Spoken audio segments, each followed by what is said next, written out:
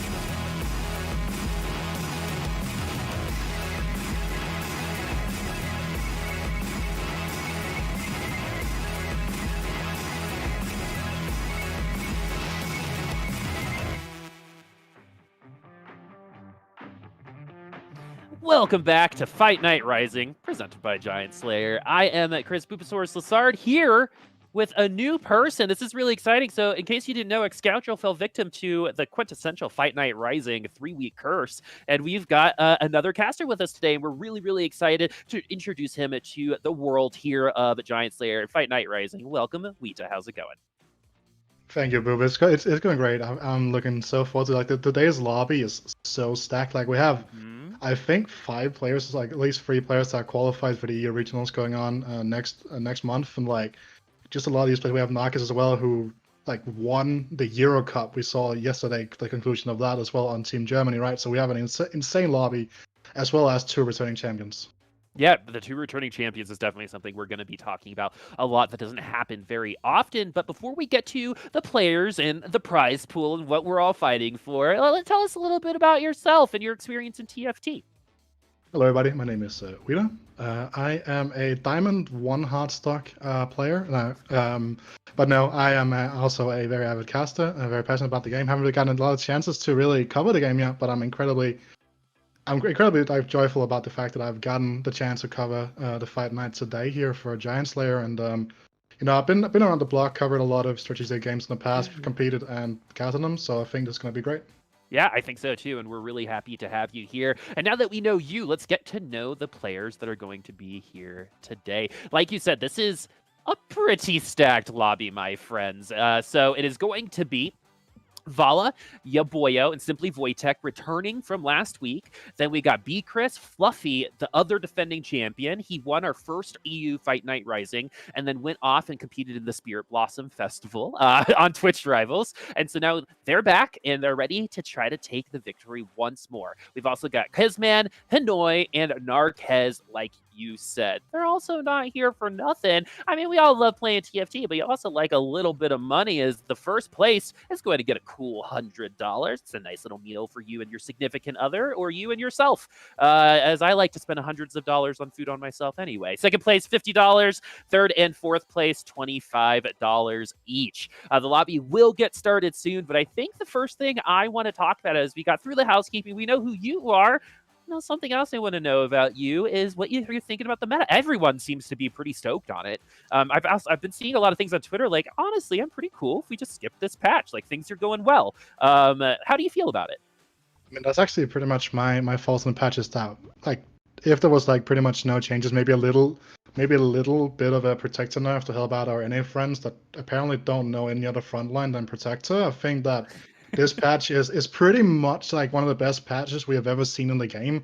And especially in terms of competitive viability, I think it's an absolutely fantastic patch because there are very few item starts in the game right now that you can't really do anything with. Like, maybe you start Cloak and then you're like, okay, fair enough. But like if you go for a belt start, you're very often going to look towards the protector, trying to work your way towards potentially the Fable P-back comp, the Exodia TFT, right? Please. And if you have the good old tier start, you have so many different options open because you can lean that into an early Shojin and go for like Ash, go into then translate that into a Janabel. Late game you go for Sorceress, you can go for Vanguard Mystic, and it's just like a lot of things. You can even like build it into a Cyber to a specific extent because obviously Redemption is a strong item as well.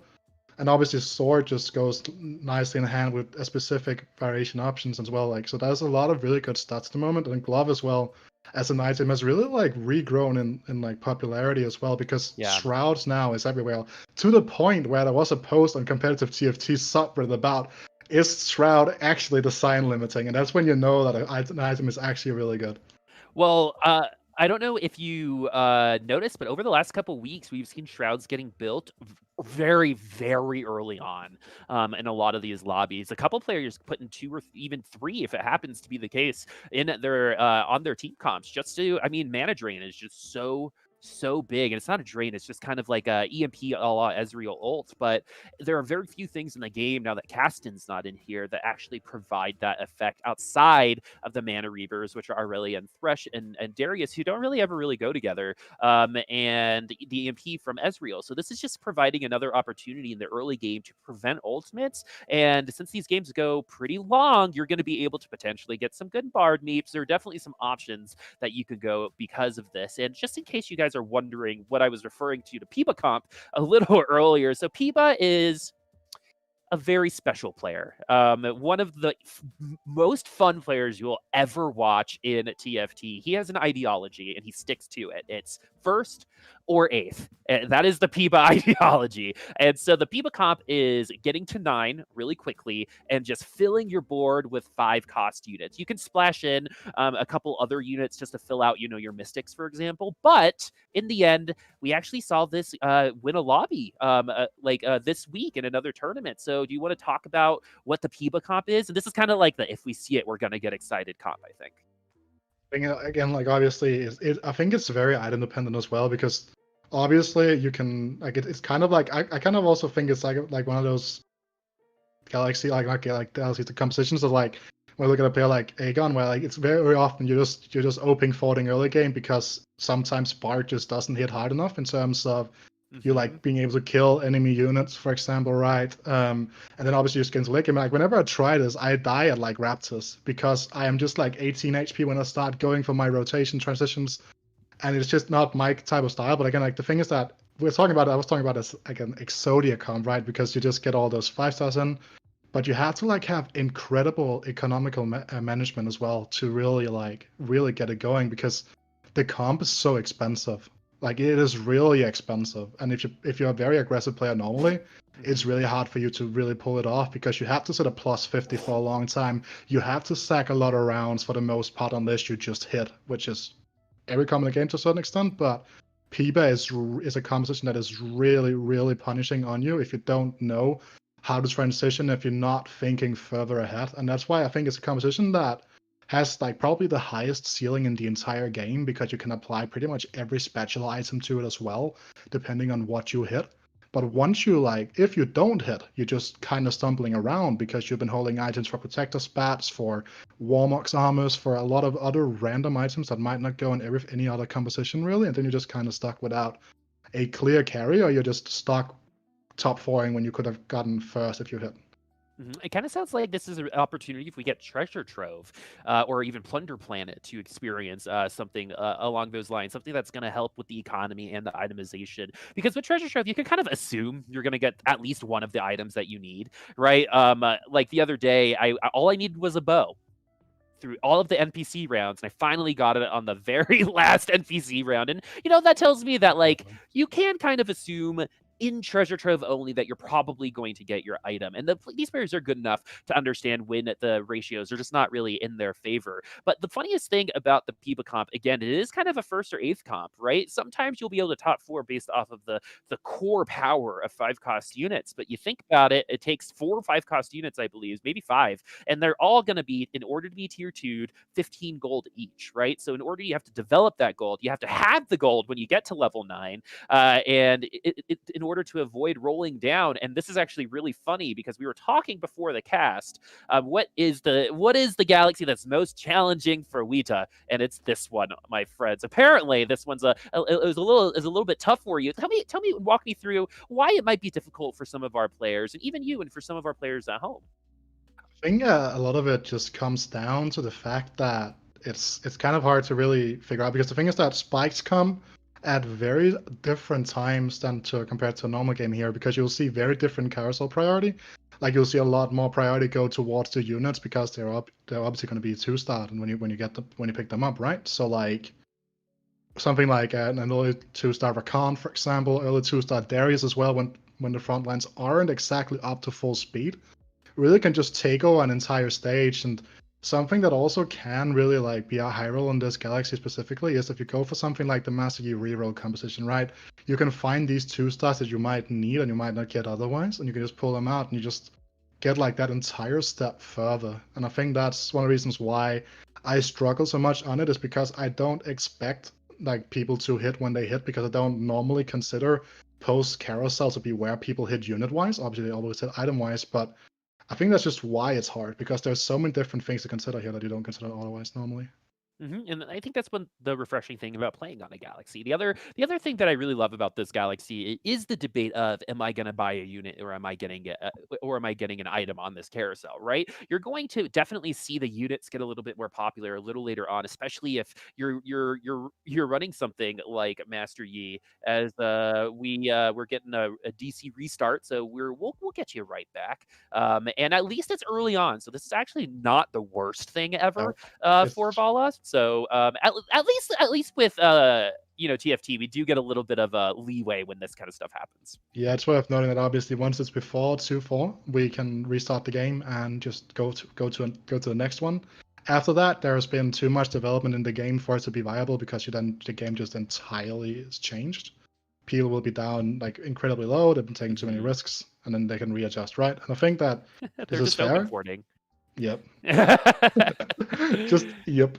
Yeah, but yeah, I think it's fair too.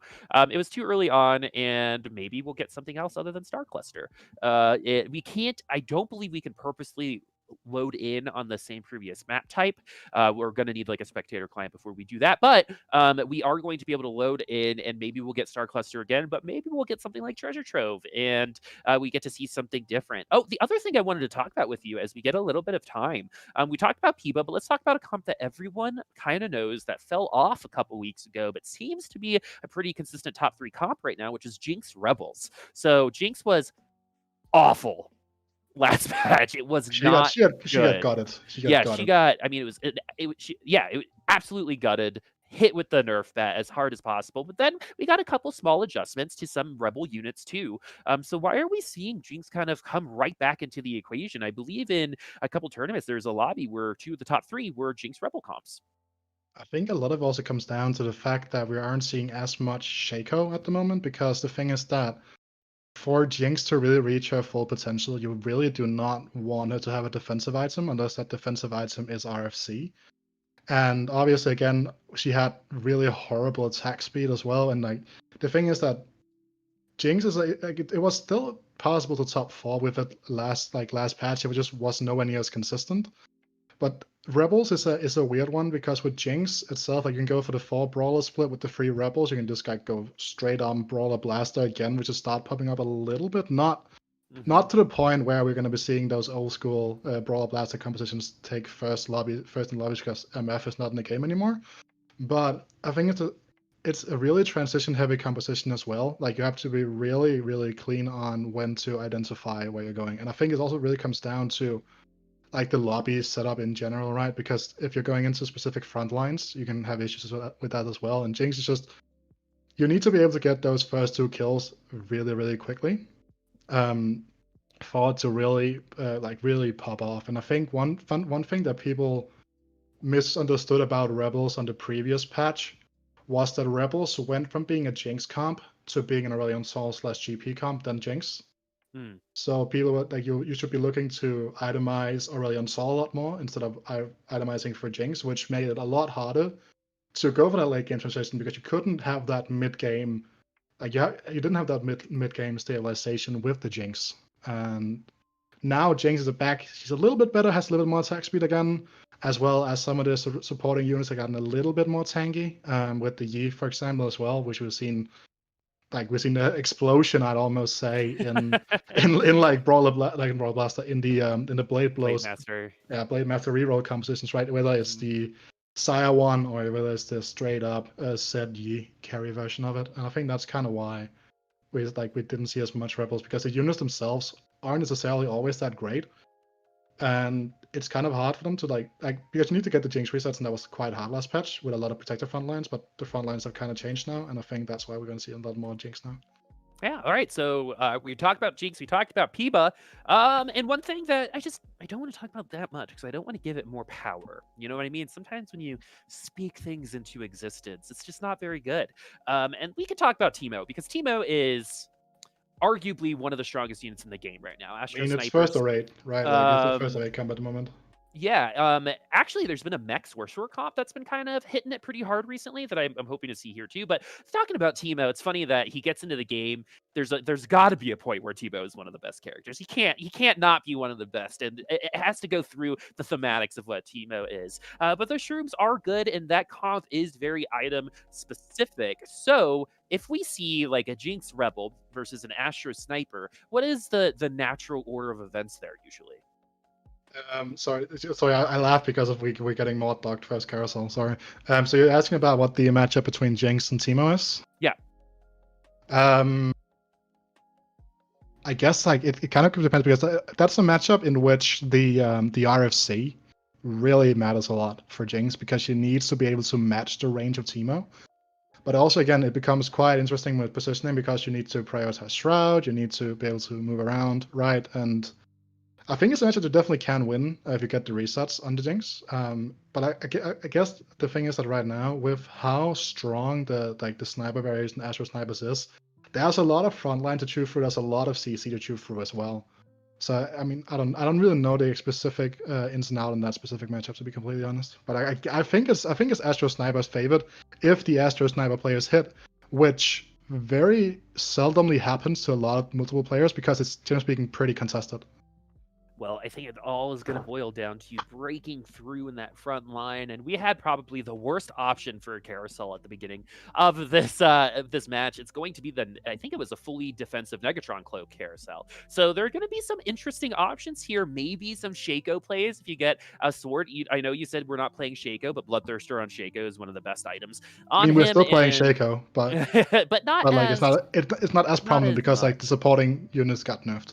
Yeah, exactly. So we'll see what we're going to end up with. Another unit that got buffs recently is Graves, who's actually been doing quite well in the early game. A 4-second blind at tier 2 is actually kind of nuts. I don't know how many times you've been trapped just staring at your units, trying to hit a Graves and just whiffing every one of those shots and then just dying in the end. But that's something that you're going to see a little bit more frequently. We're currently looking at Vala right now, who is a returning player from last week. The last week's lobby was absolutely insane, topsy-turvy. Only one player top 4 in 2 lobbies in a row that entire day. So, and that was simply Wojtek, who is back today. And the winner of that lobby was Yauboio, who we're going to be looking at as well. But just to kind of reiterate how stacked this lobby is, I think in terms of EU Fight Night Rising, this is one of the best lobbies we've had all month in terms of skill ceiling and skill expression capabilities. Who are you excited to kind of see work in this world right now versus these high caliber players? I think that I'm looking a lot forward to watching how like the returning players like Yauboio and Vala really like matches up towards the players like Fluffy, like Narcos, these very, very accomplished challenger players. And obviously Fluffy is a player that I think you should always look out for. Also recently got Twitch partners today as well, actually. So big congrats to him on that one. But more the fact that Fluffy as a player, right? We're looking at qualification for the EU finals. He got top 4 or top 10 rather, sorry, all 5 weeks that he qualified with 300 points. That is pretty damn impressive, not gonna lie. I mean, that kind of consistency over anything is pretty impressive. Like, I don't know if I can consistently wake up at the same time 5 days in a row.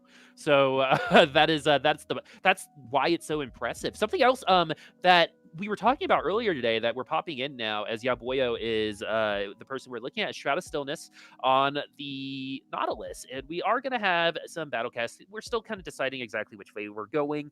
We have the Vanguard start here, but we're seeing a ton of Shroud of Stillness, especially in the early game. We know the utility that it brings, but before I was like, I don't know if we want to put the components of this item this early on to somebody, but it seems like everyone is loving this item, and some people are even saying it's like moderately OP at this point. Where do you kind of fall in that world? I love the item as a concept, by the way. I like the design of it a lot. So I think that looking at why the item itself started really like blowing up is worth noting, because I've been a big fan of Shroud forever, like for a really long time, like way back, even before the mid-set patch. I was a really big fan of it. But the thing is that back then, the comps that you were going for the most part would be Cybers, Jinx Rebels, Sire rerolls, and both components in those comps are like premium components. So a lot of people wouldn't commit to it, but now I think a lot of people have seen the value in buying time and just delaying fights and being the one to get your abilities off before your opponent does, and just the things itself, I think is fantastic. And I think that I love the item being in the game. I'm a very slow player in general, like my APM is not very good. So I will find myself in situations in the late game when I'm playing the 1v1, the back when you're 3 players left, etc., where I will just lose to positioning because I'm playing something like Rebels, for example, and I can't move around quickly enough. But the item itself, I think, is a really good concept, and especially with the removal of Kassadin, I think that I think it's a good item to have in the game, because you need to be able to have some sort of counterplay without you having to adapt your comp and make it weaker. All right, we'll see if any of that will actually come into play. We're looking at Simply Wojtek right now, returning member from last week. Also had one of the most heartwarming moments on stream last week, where his, I think, brother and mom, or parental unit was supporting him on the stream, and like I remember seeing her like bending down and pointing at things, right? Like being an active part in his esports career. And basically, I'm just saying, you know what? Maybe that's why you're ADHP. You need the power of parents by your side. To help you get through this. Okay, so the other thing about Plunder Planet, as I kind of get off the joking wagon, is that the gold is going to even out by the end of the game. So the spread might look different for some people. There are going to be some players that get lucky and get a ton of gold in the early game and are going to be able to econ really fast, level up fast, maybe even win streak. But there's also going to be some people that are going to have to wait for their gold. But what is the advantage of getting that gold later versus earlier? Because I bet there is like pros and cons to both. Yeah, so I've tried playing on this patch, but I played like 10 games before I hit my first Plunder Planet. I was like, which kind of annoyed me, to be honest.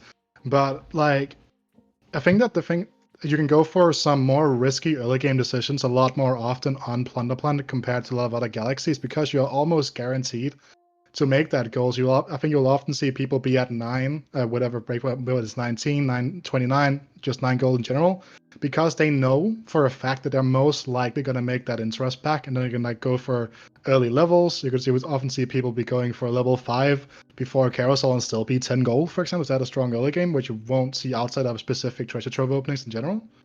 And later stages in the game, when you get that extra golden, it's going to be nice because it's going to allow you to go for later roll downs and trying to hit those 5 costs or 4 costs or whatever you're trying to close out your composition with. So obviously you have to adapt your playstyle to really match what you're given. But I think that in general, I think that it also puts players to the test to figure out how they want to prioritize their playstyle.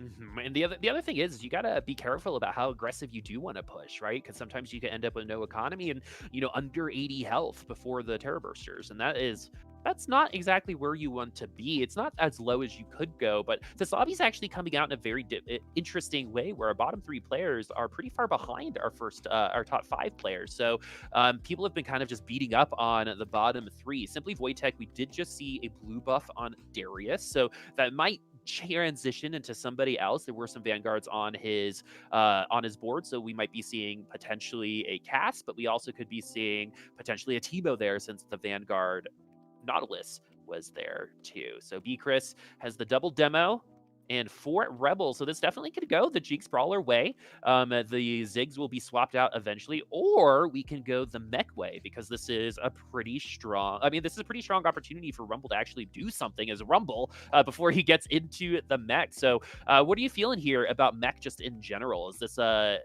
build that you like, or is it a build that might be a little too risky for a tournament like this?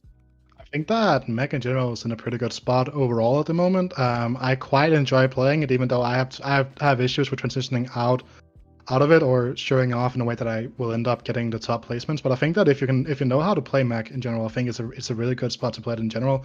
And if you're looking at Bkrish's items right here with the Negatron Cloak as well as that Chain Vest, you're looking at half a QSS. You're looking at either a Titan's Resolve or a CC Rock Portal or a Bramble Vest, right? You're looking at incredibly good mega items, especially because you already have that Ionic Spark, which has kind of risen to be one of the best, if not the premier mega item at the moment in the game. Well, it just carries such good late game potential, right? It's an item that will always be beneficial. It's just it's damage if they ult. There's no ifs, ands, or buts about it, right? It's just if you're near them, you take some damage. And there's not a lot of guaranteed damage like that in this game outside of Shiv, which is a much weaker item because it requires potentially more time to proc between all 3 of those auto attacks. And also not that good unless you have 2, right? Like old, like the Pikachu comp, the old Shredder. I was like, so the Pichu, the Pikachu, the Raichu, depending on how many static shifts you use. I mean, I miss it. I miss kind of like the static shifts because those were pretty fun. We saw it with like old Vayne back in the day, but yeah, the double static shiv used to be a really cool way to go about it. And we're also going to see Zephyr on Blitzcrank. Always a good way to sneak a pool on a carry. There were some good Twitter posts about putting Zephyr on Blitzcrank and how annoying it is for your opponent. But yeah, you're actually seeing that the Ionic Spark work really well there because it's not just free damage there, especially if you put it on someone who benefits from AP like a Riven or even the Mech and the Rumble. You're also giving them a little bit of damage and a little bit of defense. Just overall, the stats it provides and the effect it provides, it's just solid. Yeah, most definitely. And let's just talk about Riven for a second, because I do believe a lot of people have been kind of like experimenting with Riven carry once again. In the sense that you will be going for Riven like as Riven frontline with like Victor carry.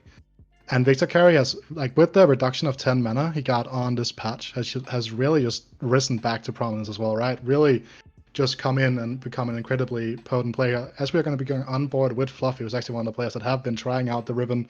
But this game, it's not going to be Riven. Looks like a mech / some sort of Rebel setup. It looks like a Victor setup, at least to me. All right, we got some blasters, so we can maybe even go the blaster direction with the Rebels. We got some brawlers too with the Blitzcrank. So it's the best and hardest thing about any type of Rebel comp, right? You can build into it through so many directions.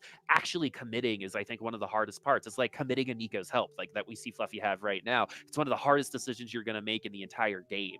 And so I think we're kind of in that same position for Fluffy, where he's going to have to make a decision. He's got so many different options now. Which path is he going to take? One will end up being the path less traveled that might take him down a couple notches, but one might actually be the easiest, place between 2 places. Might be a straight line to victory. As Narkez is on fire on the top, Fluffy does lose out, but he is rich right now. He's doing okay. Yeah, so what we saw with Fluffy was that he won all throughout stage 2, and obviously and it looks like he got lucky with the Planoplan goal as well, so he really was able to accelerate that economy up straight up, and now he's kind of looking to go towards, don't think he's looking to lose per se, but it looks like he is like ending up there somewhat, right? And I think it's interesting. Obviously, I think if it was going towards a blaster comp, we would have seen him pick up that Cogmore pair, because Cogmore is the premier item holder for Jinx, but with the general scope of the lobby, from what I've seen so far, when we've been presented to, I think there's a lot of people actually looking to kind of traverse through that route. So just want to see where it goes. So it looks like he's actually going to be beating out Hinoy here, who is really struggling now. It's going to be sub 50 HP after this loss. And normally in TFT, right, you start rolling desperately when you're below 50 HP, but being below 50 HP at 3-3, you're really not going to be able to have the levels. You're not really going to be able to really have enough direction to figure out what you're going to do with your roll down.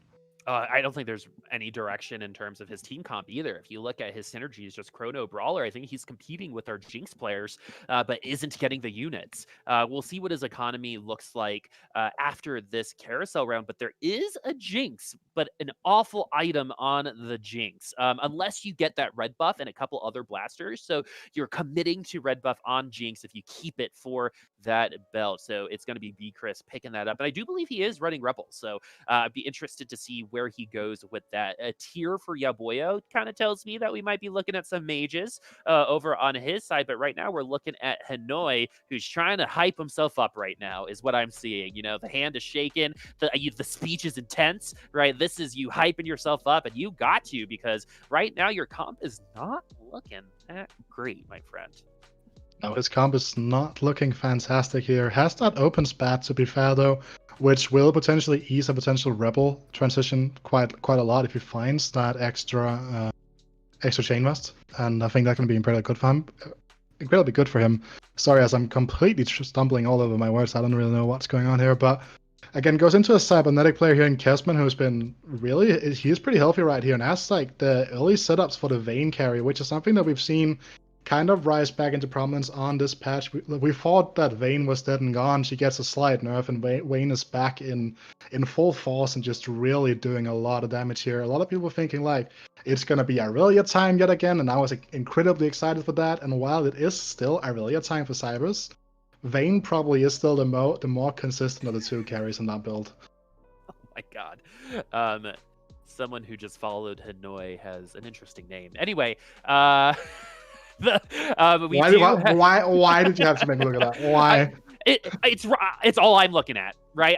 If you look at Hinoy's name, you're seeing it. But anyway, you know, it's real, it's here, it's okay. But the moral of the story here is Hinoy struggle bugging. I mean, honestly, Vala is too. Yauboio not doing that great, and we're still kind of in that same situation where the bottom three players are just getting bullied right now by the rest of the lobby. They cannot seem to win, while the rest seem to be trading off victories. No one win streaking other than simply wojtek right now, which is good news for him since he did not start very well. And we did actually get a red buff maybe already on Jinx, a second Giants belt on that Jinx this time around. I wonder if he just really wanted to complete the blaster setup for himself on the other side for Bkrisz, but it seems like it's going to work. But I'm concerned about his late game versus some other Jinxes that might be itemized a little bit better.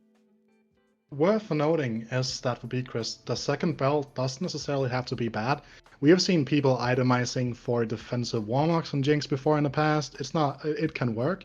And also Trap Claw can become incredibly good, especially in mirrors, because once those Jinxes will start attacking each other, the Jinx will get stunned off of that first auto attack, unless, I mean, obviously if no other abilities have hit the Jinx in the rest of the fights, obviously, right? But it's definitely not the end of the world, and if you can also just pop that build off if you get the chance to do so. At a later stage, as we are going to be going on board with Narkez, who looks like has something that resembles a cybernetic comp, has the setup on the bench, just running that for Chrono right now, and has stomped that Luden's Echo on Solution, and that's a tech that we have seen kind of come in now on this patch because they buff Lucian's AP ratios. Finds the 1% ship right now. Is that something that you'd like to see him include right now? Okay, no mind. Not really. I mean, I don't think the power spike is worth it for him in this particular composition. And it's so funny, Luden's Lucian, no matter which set, no matter who you are, just appears at some point in time. It's just like one of those standard things, like Ashe being in TFT, right? like Luden's on Lucian just so good. He triggers it so easily, and we're actually going to go ahead and put some items. So the funny thing about Cybers right now is the addition of Vayne and then the nerf of Vayne right after provided a cyber player the opportunity to experience a lot of different kinds of choices. Right now, I think it's at a point where you have to make a choice on who you want to invest. Are you going to risk, not putting items on a Vayne, for example, by trying to go for a tier 3 Lucian because those AP ratios and those ratios are nutty at tier 3? Or are you going to go with, something a little bit more consistent and hope for just tier 2, sell the items, put them on the Irelia or somebody else and just kind of figure it out that way? I don't know how into cybernetics you are, but that's probably one of the most kind of mained team comps in TFT, right? Omni cyber players, a la Omni Yordle players back in set 1 that I hope are all suffering right now. Cybers is one of my comps that I really use to learn the game again, and I really enjoy playing Aurelia carry. And generally, it's probably one of my favorite playstyles in the game is to go Cybers. I just very often find myself in positions where I don't find the early game to be good enough because to play Cybers effectively and optimally, as we see Bkrisz losing right here with his 4 Brawler Rebel Blaster setup, is that like you need to win streak throughout stage 2 and stage 3 because you cannot afford to really roll during stage 3 when you play Cybers, which you need to get that fast state, need to find that Echo. I don't care if you can get 6 Cybers online earlier, Echo is still where the comp really starts popping off here. As we are going to be going on to Hinoy, who looks like he's found his way here with a 6 Blade Master setup, but again, 1-star Yi, 1-star set. It doesn't matter if you have the Blade Master spat on set, he's still set 1, he will do respectable damage for sure, but he's not going to do enough damage. Definitely one of the better people to spat, especially in the early game with the Blade Master spat. But I mean, he's only got 1 more HP than Blade Masters right now, so he's got to be perfect from literally that he cannot lose again. If he loses again, it's over, and he's going to be going up against a mech. This is actually something that a Master Yi could potentially rip right through, but there is no like damage modification outside of the ultimate there. He is able to pop the mech, and the Blade Master usually does well against that mech comp, so things just ring true here. How long can Hinoy hold on? Because sometimes when it comes to team comps, especially if you don't have that Master Yi 3 yet, it's the rock paper scissors situation with the Blade Master. Do you get the crit? Do you get the extra attack? If you don't, you lose. If you do, you win by 20 points, right? So it's very, very interesting how feast or famine this Blade Master composition can be. He's deciding to go with the tier. Okay, so he's that's a redemption. Yeah, that's for the redemption of redemption for Shen. That's going to be really nice, especially for that Master Yi. A little burst of healing if he needs it. And the fact that he's also got an Aurelia 2 already. A lot of aggressive leveling here. A lot of aggressive just use of their shop. A lot of 4-cost units, some 5-cost units already there. Simply wojtek already with an Urgot. So we're in the nitty-gritty right now. We're not even done with our NPC rounds as we are now going to be committed to this Blade Master comp. Yeah, most definitely finds the set too, but you do not want to go for this right here if you are Hinoy, because you don't want this tier stock on set. You don't have leftover chain vest to make a frozen heart diamond, for example, so you can't use much utility. And right now as well, I think that swapping out the Saya for the ribbon to get the chrono is going to be the right way of going about this, because I think right now, if you're going to lose without Celestial, you will lose regardless. So you might as well just go for as much attack speed as possible. And it's going to be going into this Vanguard Mystic setup here with a level 7 Urgot coming through from Wojtek. So one wrong hit from this Urgot and it's game over here. But I think right now, this is where you will very often see, this is a very, very standardized play pattern for Blade Master reroll, is that they will very often stabilize at incredibly low life totals as they try to scramble their way back into the game. And again, as you're talking about, it takes 1 Zephyr, it takes 1 Urgot, and then you're just dying because you're lacking that last bit of damage, which you have no front line really, right? Yeah, you got to crest the hill, right? If you're unable to get past the hill, you're just going to be Sisyphus instead and just roll back down. Cannot believe I just used Sisyphus in a cast. Anyway, do you know the story of Sisyphus and the boulder? Is this going to be some Greek methodology? Yeah. So basically, some god, I don't remember which one, cursed this guy Sisyphus to consistently roll a boulder up a hill, and once he gets to the top, it sorry about this, back down. Sorry, I have to break up here because we saw Bkrisz get the oldest trick in the book, as though I like to say about the Zephyr Blitzcrank, and it hit the Master Yi, but looks like the rest of his team can clean up. Sorry, it's just a very, very important moment in this fight, actually, where it looked like Hinoy got a scare, right? Like this is like squeaky bum time for Hinoy right there, because he was, I mean, if that was me, dude, I would be jumping all over my seat trying to be like, no, please no. You know, this is like both the most stressful, most exhilarating type of TFT when you find yourself in a position, because he got online at 7 HP, right? So, you know, even if he had like 14 or 20, he could win this lobby. But now that he's at 7, it's just like a bad loss, a bad pick, bad items are just so every decision is just times 10 in terms of impact. As we get back to Vala, who is on their 3rd week. So we joke about it. There is a little bit of a 3-week curse, even attached to our caster, apparently, with like Scoundrel. So what happens is teams will come in, or players will come in, they'll win top 3 for 2 weeks, and then get eliminated in the 3rd week. So Vala right now is in that position. We're definitely going to take note if he's going to be able to break the curse. Very few people have. Gunne, the most famous of all the Fight Night Rising curse breakers, getting 13 weeks in a row. Oh. But we have a Gangplank 2 with GA and Ionic Spark now for Vala. That's a way that you stay in the top 3.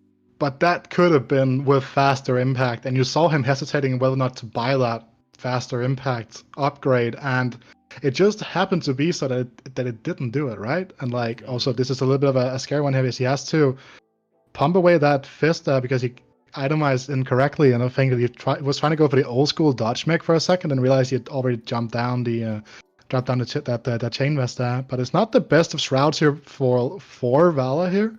Like, he gets punished by opponent's shroud, and he also like doesn't really get off the right thing he wants to. And question is, if this backline here with the fist is going to be enough. The mech is still alive, but Syndra can do some pretty juicy stuff, but I don't think it's going to be enough, as Yauboio is going to be, he's not going to be out, but he's going to be incredibly low right now.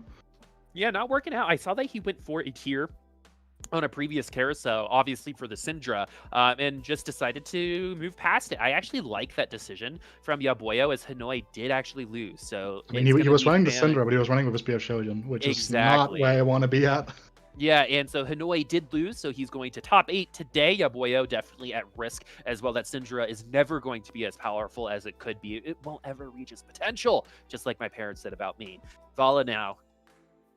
2 strikes is a big one.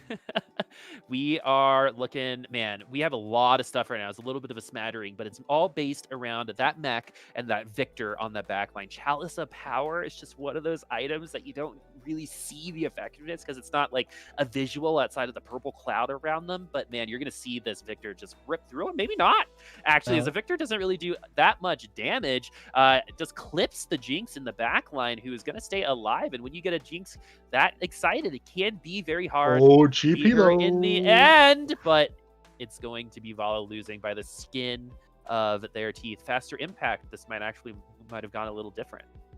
Yeah, with the fast impact, you would have bought yourself more time, but it's something that's worth noting with Victor Carry, with the mech frontline, is that you really want to be seeing that Morellonomicon, you want to see that blue buff or Shojin, because you need him to continuously cast and just go across there. Also, Spell Crit Victor is one of my favorite itemization techs at the moment as well. But we're going to be going on to Yauboio, who is playing, I think it's 6 Star Guardians straight up. Yes, it is. And this is one of the strongest builds on this patch, actually. It's a little bit slept on, maybe. I was going through stats earlier for Diamond and above, and on a surprising amount of galaxies, Star Guardians just straight up was one of the highest performing comps at all, overall. Whew, man, things are getting into the nitty-gritty. So we are done with our itemization carousels. These are going to be completed items, and maybe Yauboio's first lobby might be complete, but that Janna ultimate always so very impactful. No one-shot kills for that Syndra so far. This next ultimate has to do a lot of damage, and it does not, as Yauboio will fall. The habit of them running away is so funny still. Will fall in a 7th place as Kezman, who actually we haven't seen a ton of so far, has 9 HP, followed by Vala at 14. This is a pretty tight lobby. The top 2 have separated themselves a little bit, but this is a battle for the top 3. Fluffy, though, in a familiar spot top. Yeah, I said it in top 1. One thing that's worth noting about Kezman, actually, is that he was also playing in that Twitch Rivals event that Fluffy was playing in, and they actually both made it to the final lobby in that event, so they top 8 that individually, which is just a fun little thing to note. Kezman, obviously, he went to UNE to qualify for the event for the EU finals, while a lot of other people chose to go for the EU West because that's just the server that they played the most on. You had free region choice, so you could have gone for whatever. But he has this cybernetic setup ready to go here, and we saw him very early on have that IE as well as Last Whisper. I think it was. Was that one that had IE Last Whisper Vayne early on? It looks like it's a Giantslayer here now, so maybe not, but has pretty much close to best in slot. Even has the Blade Master Spat Vayne, which I think is a very good tech to have in, honestly, because it just really helps the rest of your composition really start to pop off. And this item setup on Echo as well, with the Shojin as well as Frozen Heart, is also an incredibly good itemization choice.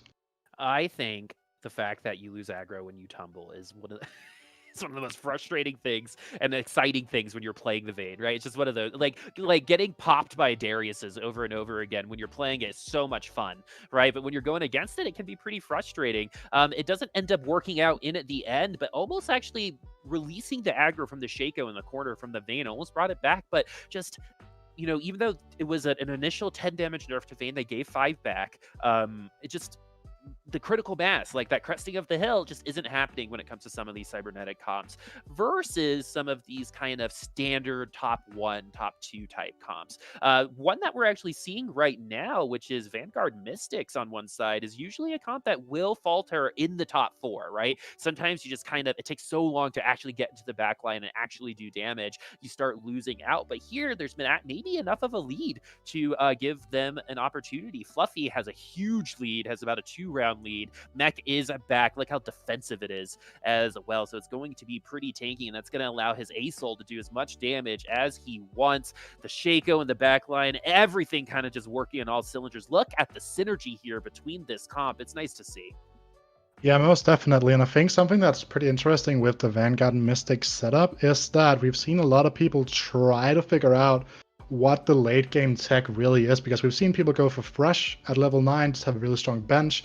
We've seen people ditch the Cassiopeia for a Victor, just itemize Victor with the Cassio items instead. We've seen people run both in conjunction. We've seen people go into a more infiltrator focus build with Fizz and Echo.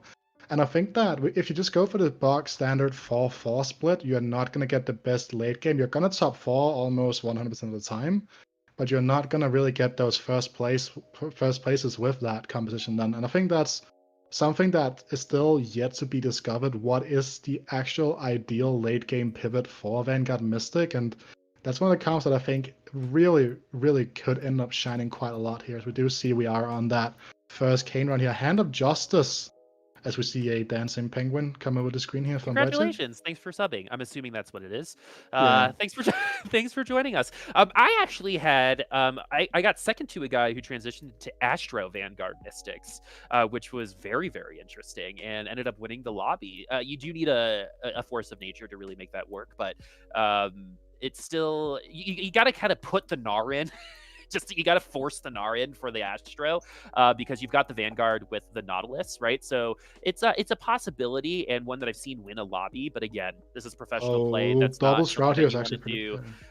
But also double Zephyr, though, on the other side. A lot of units on the board between these two players. Simply Wojtek might lose the war of attrition, though, once they get through the flat line, the front line from Narkez. It's going to be really hard for Simply Wojtek to stay alive, but I think he has done enough, especially with the Thresh on board, bringing in more units. That is definitely one of the most popular kind of carry things. Well, we can't put the carries on the board. We can put a Thresh on the board and bring the carries in instead.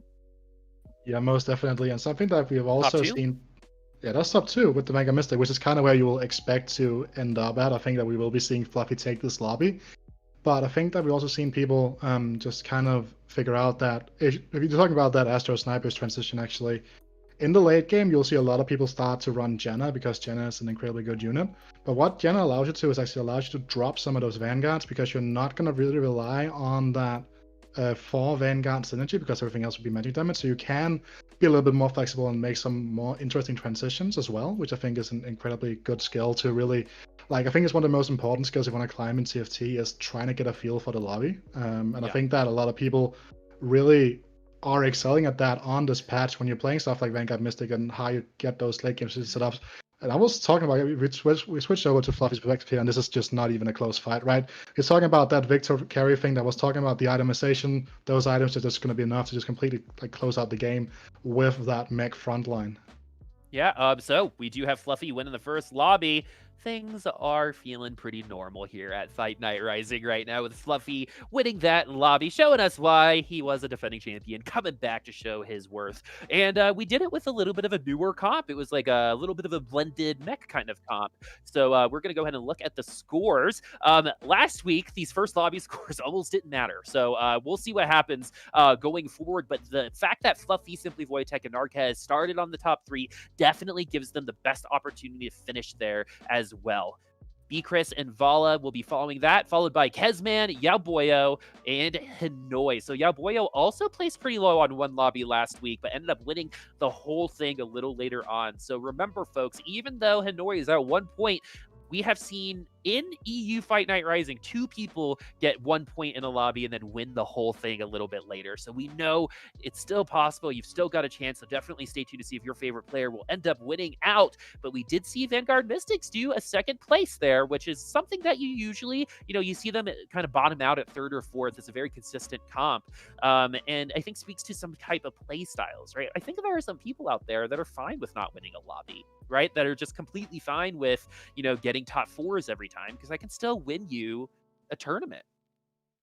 Yeah, that's definitely that's my preferred style play as well, is actually just play for top 4, which is why I've found myself leaning on to tier start quite a lot at the moment. To be completely honest, that is definitely something that I think is an undervalued way of playing the game. I think that going for those top 4s a lot more will, it won't feel as satisfying as going for those first or 8 style of compositions that we've been talking so much about, but I think that Vanguard Mystics is an incredibly solid comp to learn the basics of the game right now. I think that is probably the best comp to do so if you really value climbing while learning basics of positioning when you swap out for specific synergies. I think that it has kind of taken the space in the meta that Cybers had before the rotation, where Cybers really was the comp that you'd go to really play the game and perform well, but have steering wheels as well in the same spot.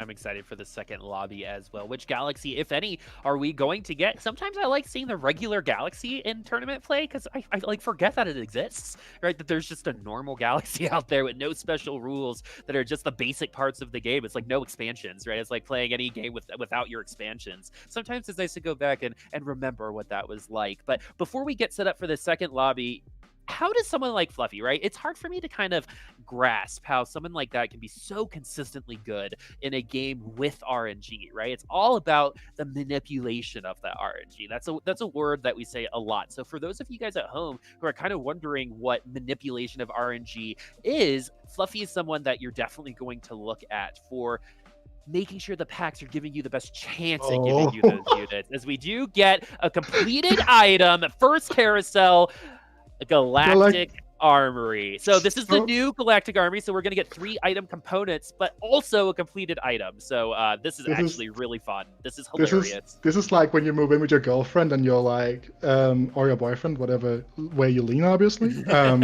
Is that it's in with the new and out with the old, but you have that ugly sweater or that ugly trophy, or that one time that video clip of you hammering that other linebacker in American football, and you bring that in. This is kind of like what I'm feeling we're seeing right here. Yeah, it's like it's like a little bit of that garbage or that baggage, right, that you bring into your other relationship. It's like the first love that stays there forever, right? But you've moved on. You're there, but there's always that little bit that stays there. Also, the item components here, very, very interesting. So we can kind of do whatever based off of what these item components are right now. So I'm really interested to see how they're going to do it, especially with the choice of Ionic Spark versus Rage Blade a little bit later, maybe for your Yees, maybe for your Ashes. We haven't actually seen a ton of snipers today outside of those that are within those comps. Not a ton of Jin Sniper, not a ton of Astro Sniper so far. I think it was the cloak. That it was cloak, vest, and rod, and not bow.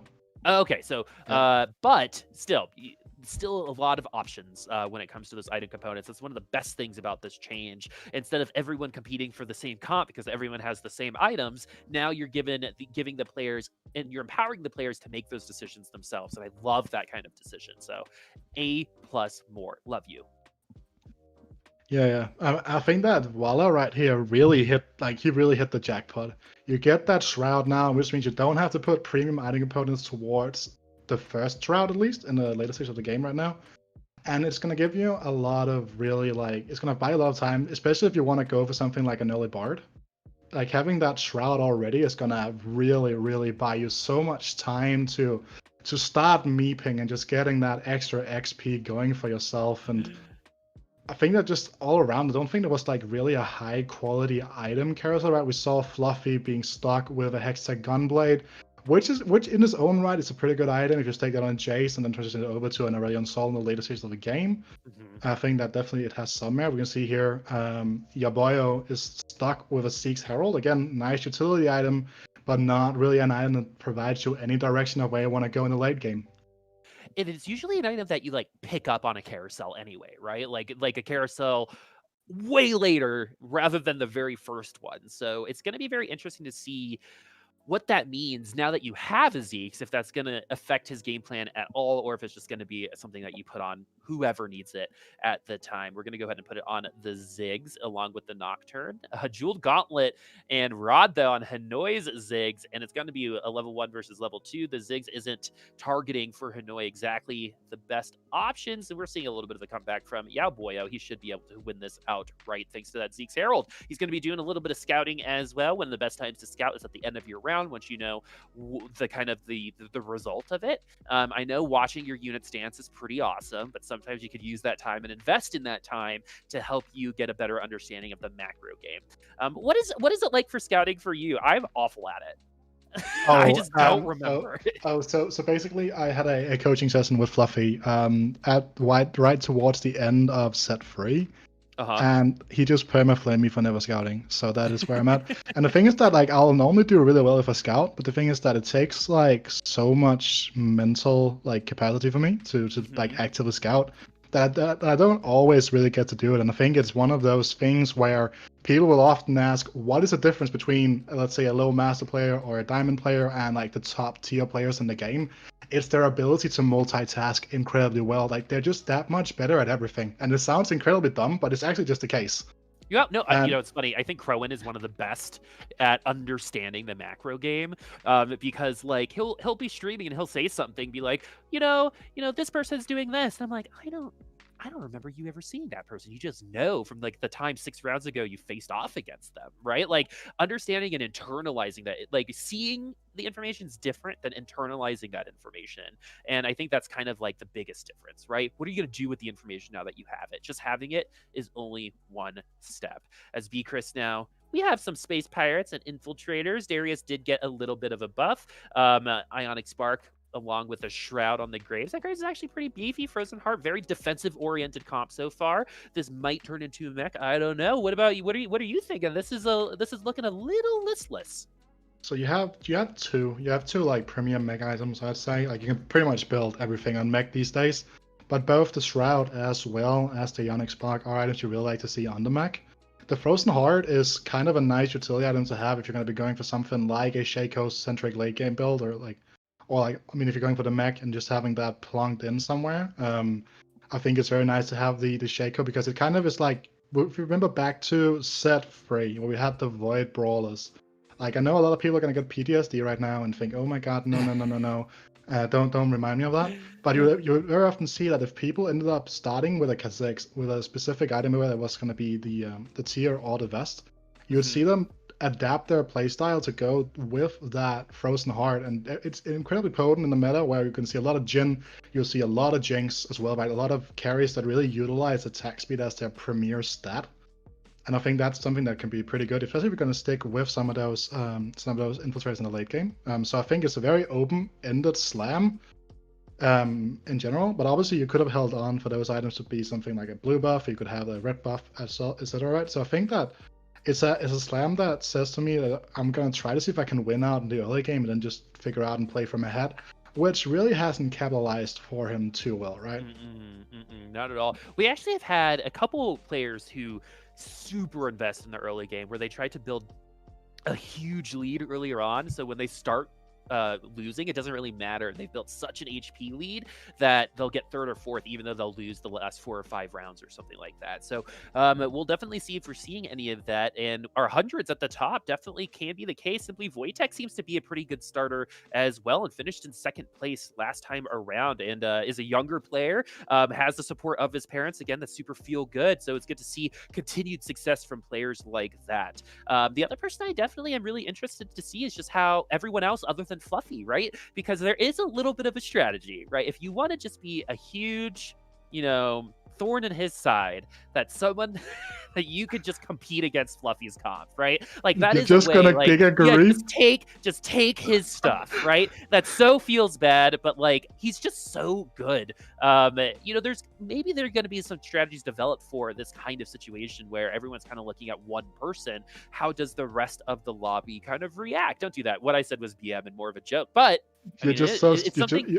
It's something you can do if you just want to hold hands in 7th, 8th, yeah, right? In the like last lobby to play spoiler, you know? yeah, if you are that strained and you're lacking that much physical contact in these trying times, you know, you can always hold hands with your opponents in TFT, right? Yeah, totally. It's always an option. So we'll see if that's going to ring true here for Fluffy a little bit later, as we're seeing 2 100s now. That happens. They will be facing off against each other at least once very quickly past this NPC round. So we will not be seeing the 100 soon. What's up, man? I was saying this is a pretty important game right now here for Kezman, as he actually slightly loses to Narkez, because now his economy is kind of in the gutter, right? He was relying on getting that win streak out right now, so he would be at that around 20 goal breakpoint and could farm eco in a different way, like we're going to 30 potentially as well, right? And now he's set back by that one loss because his streak is broken, his economy is in the gutter. He's really relying on picking up something incredible right here. Has something that is actually, I want to say it's actually a pretty decent Rebel start, which sounds ridiculous, right? Because we're looking at no red buff, you're looking at no other like giant slayers, but you have the Luden's Echo, and I think that it was I'm So Fresh, well-known a challenger player in TFT, that actually commented on this and has actually stated that if you're playing Rebels at the moment without Luden's Echo, you're straight up trolling. And the reason for that is because it really is such a big help getting those Jinx resets. Some people are so much nicer or so much meaner than me. Anytime like there's like a decision that I might not agree with, right? I always be like, you know, there are better options, right? The thing about jazz is there are no wrong notes. There are just better options, right? And so here there are just better options. Other people are like, that's trash, don't do it. And I'm glad there's a yin to my yang, you know? So you know, if you're needing that kind of feedback, listen to me. If not, listen to I'm So Fresh. If you need a little bit more direct, I can get a little philosophical. But Kezman is still sitting pretty. I mean, losing that once didn't kind of work his economy down to the ground.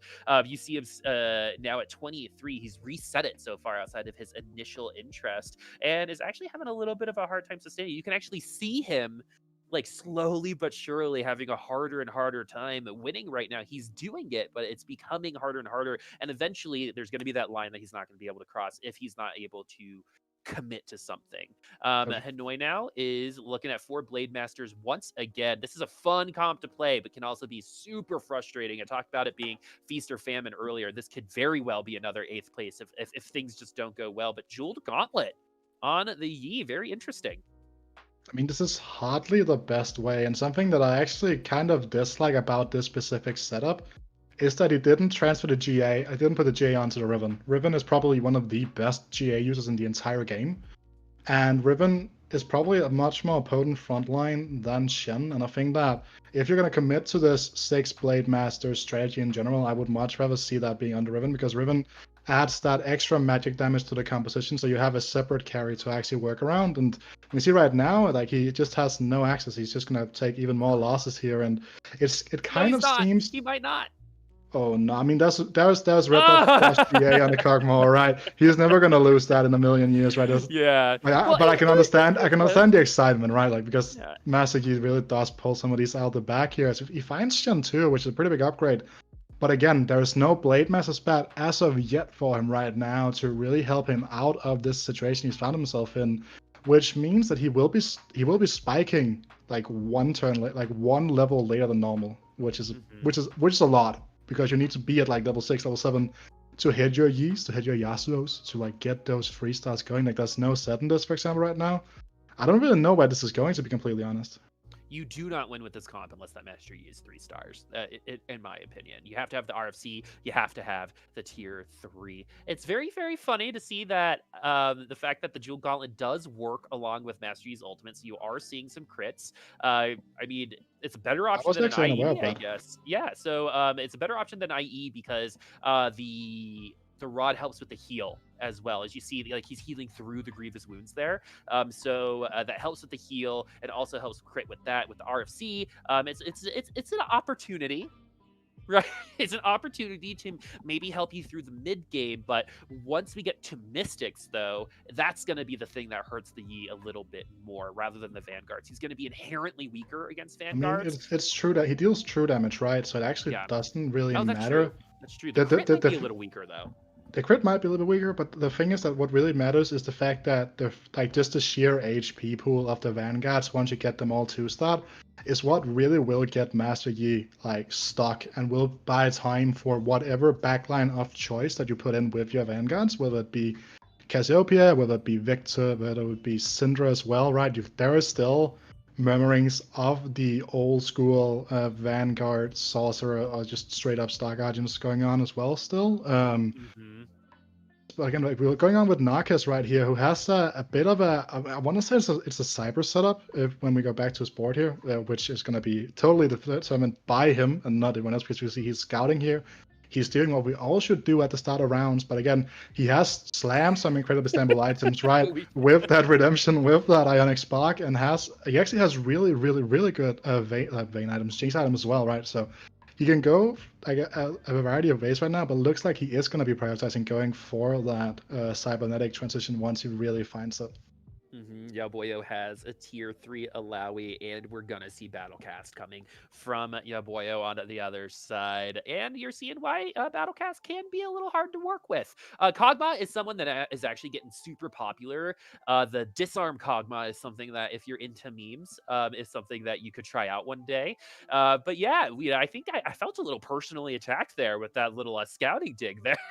A little earlier, man. I mean, it was also like it's also a dig at myself, like self-deprecating humor and all that. But like, totally. And also, if you were a Tristana Set 1 fan or you were a dirty Glacial Ranger player like me, definitely go for that disarm Kog'Maw. I actually mained, I'm not even joking, dude. I mained Glacial Ranger throughout the entirety of Set 1. I loved Rangers. I'm an AD carry main in Summoner's Rift. Like, I just love auto attackers, so I do kind of miss Kale as well.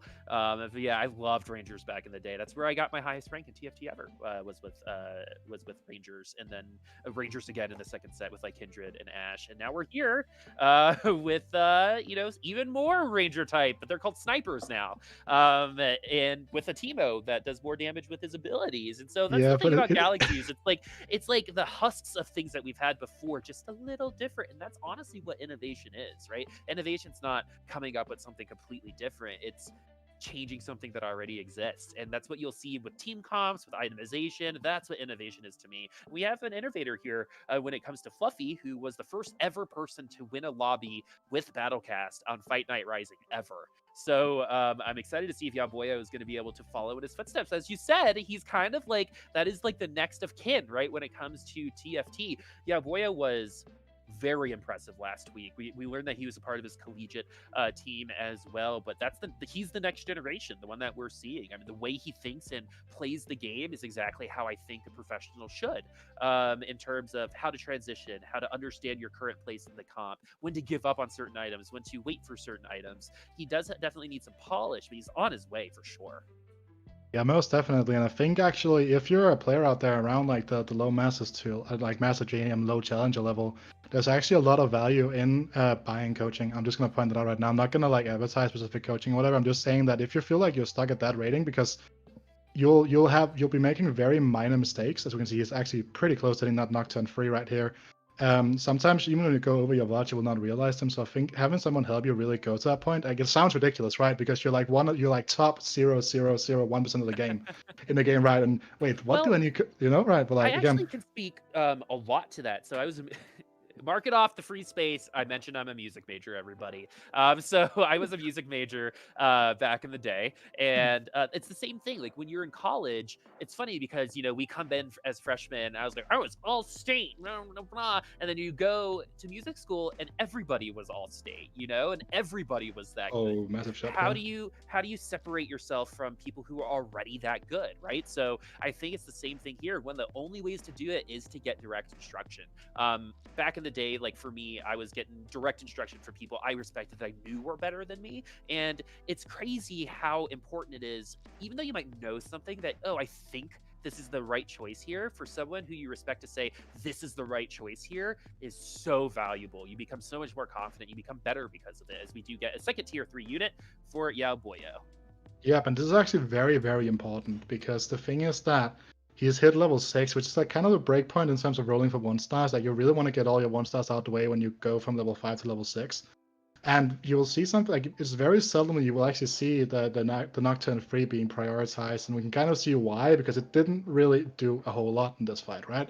But again, having that Cogmore set up right now is going to be pretty big, and the thing is that now you're kind of able to go 6, because you went 6, put in the Gnar. Once you start finding that Gnar too, and you get those transitional units set up, as talking about 3-stars here, we are seeing the Reddit comp. This is the Reddit comp, straight up. 3-star Zoe, 3-star Caitlyn, TF in there, Javan, and yeah, I mean, Reddit comp is known to be all player diff, kind of as a meme thing. So like, basically what this is it's a bit of a meme. Actually also in Fluffy chat it says Fluffy that's on it right here, but it's kind of a reroll composition that kind of rose to prominence the second that we saw Candyland go away. We saw the original Shredder take its 5th nerf or something like that, right?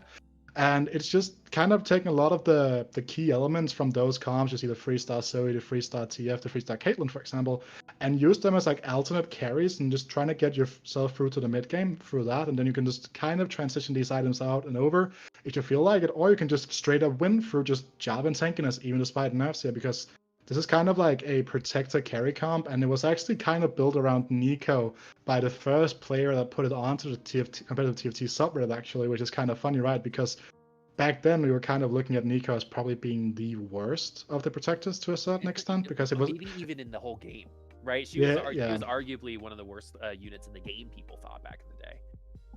I mean, I always loved Nico, because I was playing a lot of, like, back when before I started playing this set seriously, I was jamming Star Guardians. I was just 3-starring Nico every game, GA Morel and Nomicon, just killing their entire front line, while my Syndra in the back just went brrr, you know, like, it was it was a great time. Yeah, the machine gun Syndra right in the back line. Always so satisfying. Again, one of those things that when you're in control feels amazing. When you're not in control feels awful, because you know it's coming. You see that mana bar fill up and you see your health bars. You're like, okay, well, I'm about to get pummeled. And so we're still looking over at Fluffy. He is running basically you might hear this be called as like a hyper roll Caitlyn build, is something that you'll hear this card.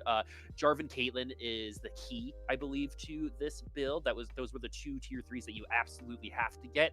The other ones are in addition to, and the fact that they've been able to get those is actually a big deal for Fluffy. I don't see him losing around outside of someone with the Last Whisper for a little bit of a time. We do have all 4 protectors in as well, and if we get lucky, he's got the belt. He could spat an Asol to get that protector Asol. Huge ultimate from the Gnar, followed up by that Echo ult. But is it enough? They've displaced the Caitlyn, which is one of the most important things when it comes to winning out on this one. But even that Hex Tech, I love the tech there, helping that Caitlyn get healed. Look at that. Even though, you know, through the grievous wounds, that Caitlyn ult does so much damage, it actually ended up helping Fluffy win the game. It's very interesting when Hex Tech comes into play. It's always very surprising. It depends if you mean Hextech the synergy or Hextech Gunblade, because thank God that that Mord has officially confirmed that we're never going to be seeing Hextech as a synergy again.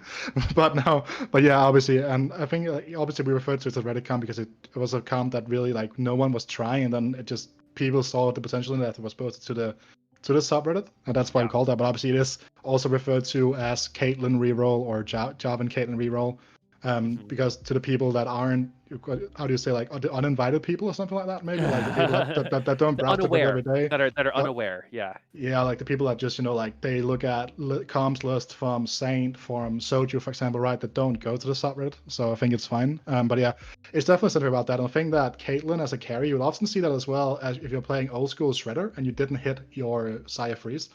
You would actually see, that demolition. That demo was a dodge. Oh my god! That was demo and dodge actually. How much HP was that? That was literally 1 HP maybe. That was that dodge into demo start into another dodge. Wow, that's nuts. That Rumble is so lucky. Vala is so lucky. Unfortunately, he might be falling to the 3-week curse right now. It's so funny. I wonder what it is about the 3rd week that is so challenging for some people. Or the groups of 3, it's a thing, right? As we do get into one of our favorite NPC rounds, this is the one where I kind of decide if I'm going to win or not.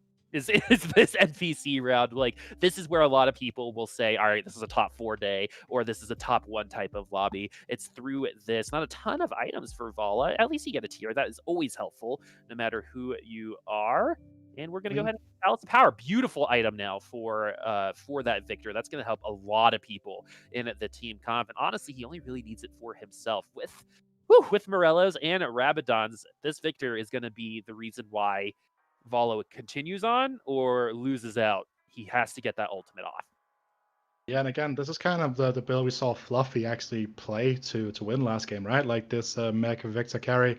But we can also see like there's a massive difference in like how how Vala hasn't really hit, right? There's no mana item onto the Victor. He has, however, hit that Morello Nomicon, which will end up being incredibly big here. But I actually see he's swapping in to that Nocturne. It's not going to matter too much because I think this is probably one of the worst matchups of WitaCasts reroll because the mech is just, it's so big and it's so hard to really push through. And again, Yauboio has a little bit more HP to work with, but he is definitely looking like he will be one of the next people to fall in the lobby because he's kind of at the point where he was supposed to have spiked a long time ago, like he was going to win a top 4 lobby.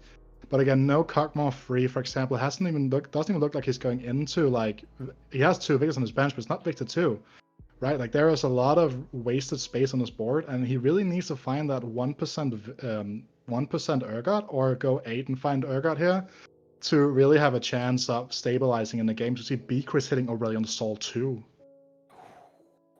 So Bkrisz already ahead. And the thing about BattleCast too, it's kind of like if you think about the Tour de France or any like marathon, there's always a pace setter, right? That pace setter will always start slowing down at the very end of that race. And for that kind of racer, it's of how much space did I make between, like, as I start failing, as my body starts, working against me, have I created enough space in between me and second place to make it not matter? And I think BattleCast is very similar in that way. You have to kill it in the early game in order to make it work. You have to get like an early Cassiopeia because that's one of the few units that the BattleCast trait really works on, right? So it's just 1 gold, dude. Okay, it's just not 1 gold, it seems, for Yauboio right there, as he is gonna sell to make money.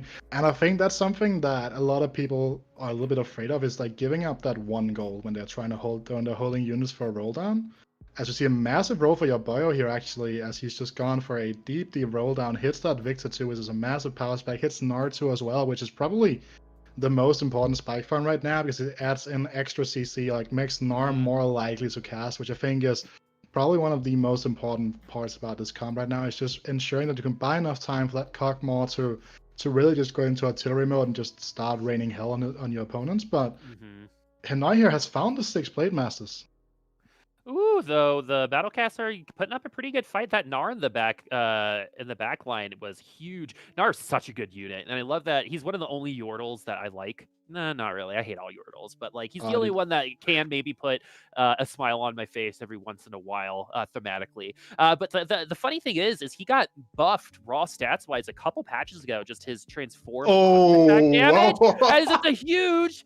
Oh my god. So I believe this lobby also started with a completed item carousel. So everyone is just getting a free extra unit here. So this is going to be huge, especially for the people who are already on top. This is going to just push their advantages, but maybe this is where you need to be in order to come back. Vala, unfortunately, didn't even make it to the carousel. That could have been exactly what they needed to get some more members here. But the reason why we reacted the way we are is because I believe the chances of this particular carousel are quite low. As well as in a tournament setting, this has just blown the lobby up. But since everyone got one, are we just kind of like 1 level ahead now? Are we just gonna die a little bit quicker?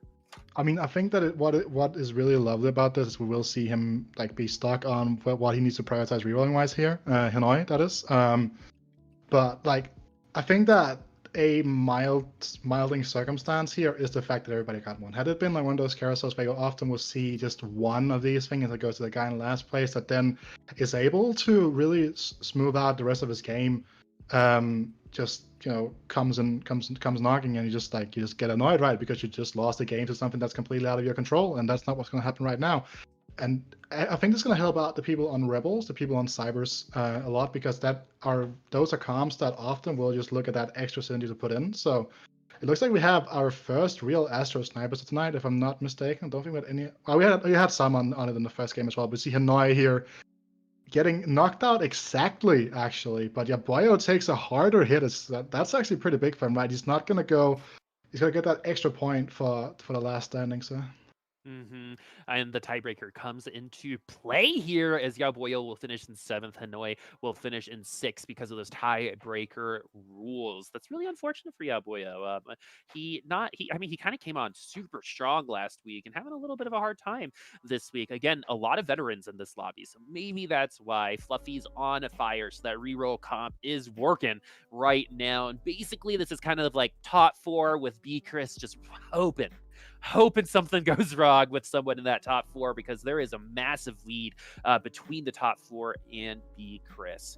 Giantslayer on the Jin instead of Last Whisper. I mean, that's definitely kind of like an accommodation. It's not the best choice in that situation, especially for the bow, unable to get that glove.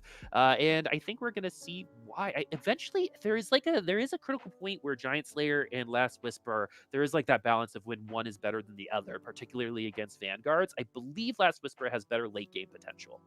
I mean, that said, Last Whisper is probably not that. Like, Last Whisper is really not that good against 6 Vanguards, right? Where I think that Giantslayer will scale a little bit better, because they will very often get above that 1800 HP breakpoint. I think especially against in protector heavy lobbies, Giantslayer is just such a good item. Like, it's really, really strong in those items, in those lobbies, because you'll see a lot of people prioritize those wall boxes, right? And we see pretty good items all around here. Yeah. Very useful for almost the entire lobby. I mean, Chalice of Power. I mean, that's just extra damage, which is always going to be good. That Gnar is going to hit hard once he ults. We've got Giantslayer once. I believe there's a Bloodthirster IE somewhere else. Yeah, IE here for Fluffy. And look at this comp. You got Protector, Celestial, Chrono, Sniper, and Sorcerer. A combination of units that you don't normally see, and we've never seen on Fight Night before, but he is looking pretty good. Did lose pretty heavily actually on that last round. I think he was at 40 HP before this round, so someone really pumped the brakes on his momentum. Zephyr on the TF. Again, a lot of tier 3 units. Eventually that will fall off though, even though they're tier 3.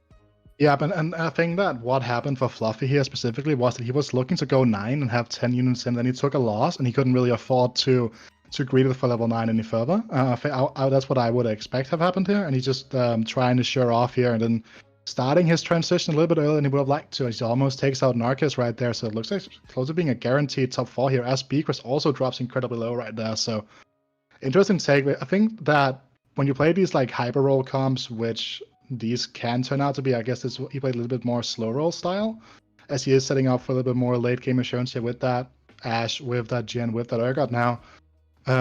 Is that you need to figure out how does your late game look, because your late game will start falling off of a cliff at this specific point where you're at right now, because as we were talking about in the past, I think the tier 1 3-stars match somewhat to a level 4 2-star in power, right? Isn't that whereabouts that they said they wanted to balance it out? I believe so, yeah. And that's kind of around this point is where you would expect everyone to have their 4-star or 3-star carries 2-starred.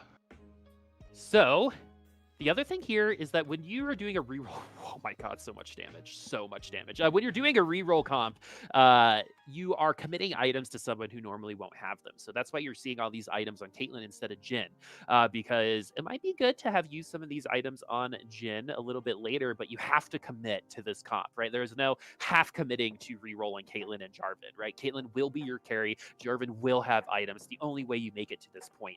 2 wins in a row. Bkrisz does end up getting eliminated. Narkez is on deck potentially to be that. Everyone else has at least 2 more rounds to go. We're at 10 out of 10 units right now, so I think he's probably looking for a Janna here to help with the Star Guardians, potentially some other options too, but I mean, it's just the closest thing to a blender comp that we can have right now in this meta, but 4 snipers is going to be a lot of damage.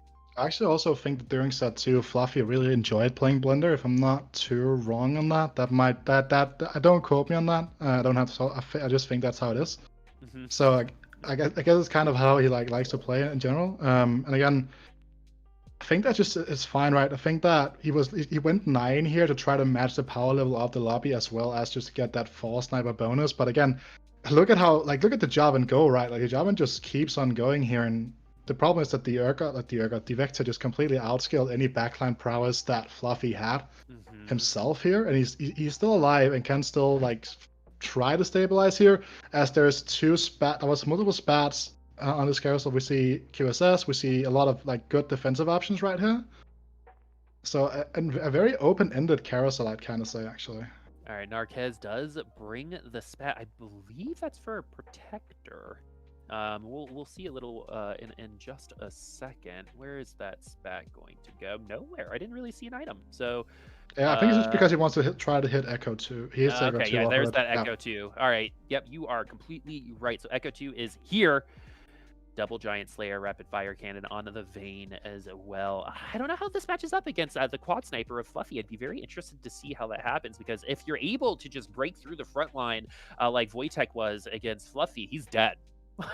Or like same thing with the Victor, right? If the Victor just gets a good straight line ult on the back row, you're dead, right? You have to break through the front line in a quick enough time to where your units start spreading out, and the damage that the Victor or someone else might do to the back line is going to be a lot less. So we are going to get that matchup here, Narkez versus Fluffy. This is an elimination round. Who will reign supreme? He does end up getting that Janna. That's going to help with the attack speed for sure, and the Janna seems to be exactly what he needed, as Narkez is going to be eliminated in 4th place. Fluffy maintaining his top 3 spot along with Simply Wojtek. So those two killing it right now in this lobby, setting themselves up really, really well for the rest of the day. But pretty big lead now at 31 HP and 21 8 HP for the top 2. Fluffy's going to have to take this and grit it out.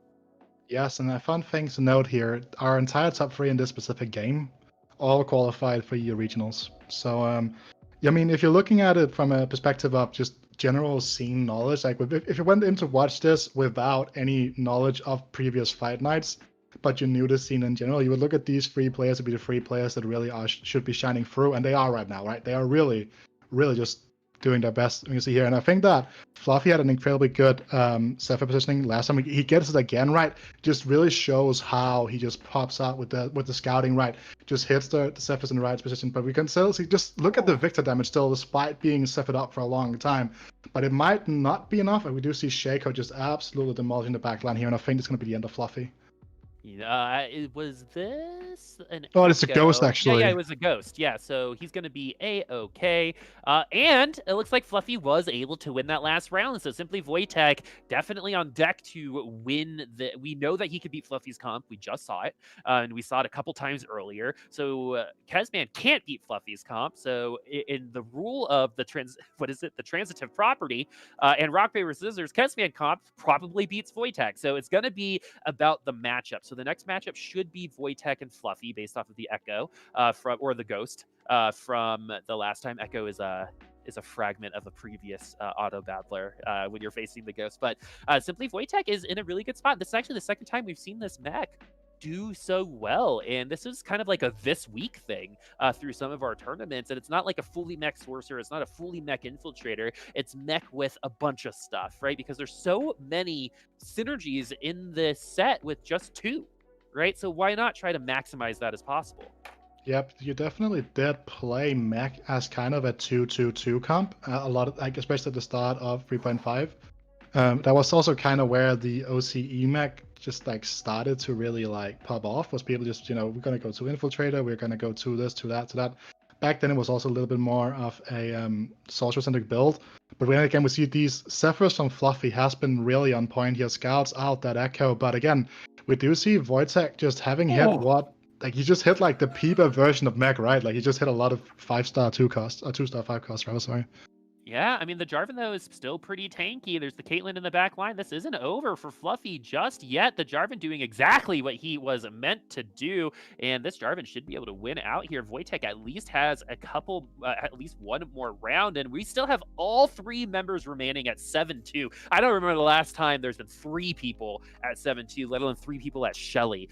We have tons of tier 2 5-cost units. We got Force of Natures literally for everybody. If you're wondering why the board board looks so congested, it's because the Mort God gave us a Force of Nature carousel as well as a completed item carousel to start things off. So this has been absolutely exhilarating stuff. Fluffy with his little spattering of a comp sitting at 8 HP. It's all about that front line. If Jarvan lives, he lives. Versus, Wojtek it's all about that Victor. We're going to see Kezman now versus Wojtek. I don't know how good this team is going to do against the Victor in the back line, and it's going to do all right. No crits, no extra damage there. We'll see if he's going to be able to get another cast off, and it looks like it's going to be it for Kezman. Maybe I spoke too soon. This Jhin is pretty strong, but with the GA, it's actually going to be Kezman bringing that back. I spoke a little too soon. It's simply not even top, surprising, right? By finishing in 3rd place. That's still really good for Wojtek, just in the grand scheme of things. Fluffy now, 8 HP, 10 HP. This is the last round. And I think that now, with hitting the 2-star Urgot, he can just put that in over the Fresh itself and just... Because the thing is that it gets easier for it to pop off, right? Because one of the few things why you'll often see people pull in Urgot or other 5 casts with Fresh is because it gives them that bonus mana that they don't start with. And they can just go off sooner, and the sooner you get Urgot casting, the sooner you will start just taking out the entire enemy team. You do see a very good Shroud as well as a very, very, very potent Zephyr come out here. This has actually been a pretty interesting lobby. I don't remember when we've had so many 10 versus 10 units. Fluffy, though, is trying to maintain his advantage. The Caitlyn is pretty, sitting pretty in the back line, and that wasn't even close, as Fluffy will take the victory on this lobby. That's 2 wins in a row. We're on record-setting pace. I believe 36 points is the record. You have to win 2 lobbies in order to get anywhere close to that. If you win a 3rd one, it can definitely be beaten. But Fluffy on record-setting pace, really showed why he was a defending champion before the Spirit Blossom event with Twitch Rivals. Let's go ahead and take a look at those scores. We'll definitely see Fluffy on top, Simply Wojtek in 2nd, Narkez in 3rd, Kezman, Bkrisz, Vala, Yauboio, and Hinoy followed up. This is a little bit more of a consistent lobby. Kezman making the biggest change here, but 3rd place definitely still up for grabs. 1st and 2nd, slowly but surely, kind of separating themselves. Yeah, most definitely, and I think that this is kind of the pattern we were talking about during the game. This is the pattern we will see. This is the lobby split we would expect to see. But again, it's not outside of Fluffy right now. The spots from 2nd through 8th are pretty open, I'd say. Obviously, it would require Hinoy and Yauboio to really have those massive pop-off performances and win a game to really come back into it. But it's definitely an option for them right now to really work their way into the grand. I'll just say the GC, because we're talking about the Tour de France. So they're right, the general classification. Yeah. I mean, I'm so glad. On a different note, I'm so glad cycling is back. I just had to get it out. But no, he's wearing the yellow jersey right now in the lobby, right? Yeah, he's wearing the yellow jersey. Yeah, he's doing good. Well, Wita, before we go to break, how are you feeling? This is your first half of Fight Night. You having fun? Yeah, I'm having a lot of fun. Obviously, I've been watching pretty much all of the other Fight Nights that have been going on EU-wise, because the NA ones are a little bit too hard for me to catch. They start at 3 a.m. It's a little bit too late, to stay up and watch some TFT action. I've been catching the VODs of those, but it's great. It's always nice to come out and really cast some fantastic TFT competition. I hope that the people out there really are enjoying it as well, because especially our game 2 here, right? We got to enjoy the late game for once in TFT, and I think that is probably the most satisfying experiences in the game, is when you play the same guy 5 times, you're both at 50 HP, and you just move around, you outposition him, you do all these things with Shrouds and Shrippers, and they doesn't know that what to do.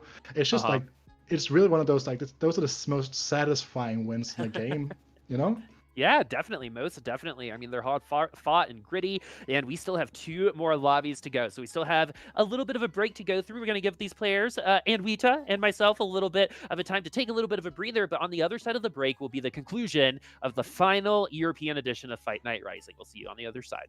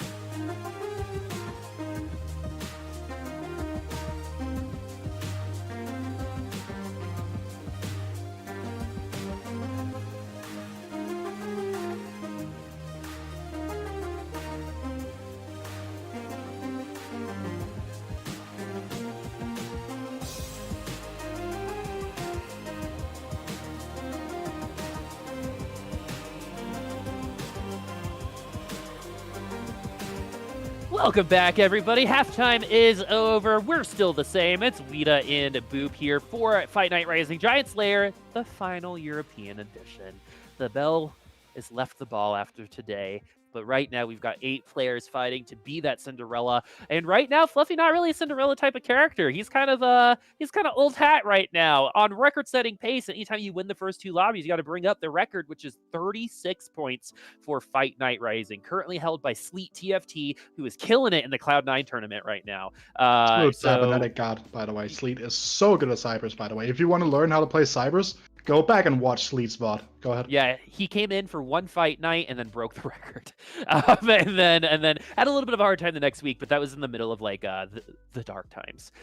The moral of the story here is that it's still available. Simply Wojtek, another hyper consistent player, one of I think the only people who only got below 4th last week, 1 time, playing some good mech builds. Narkez is in 3rd, but this is a separation that we actually don't normally see. It's a little bit more wild west. But let's see if our top 3 are going to be able to solidify their position on top, or if there's going to be someone who can play spoiler and fight their way through. If there's anyone who's not in the top 2 right now, who do you think has the best chance of maybe surprising in a top 3 finish?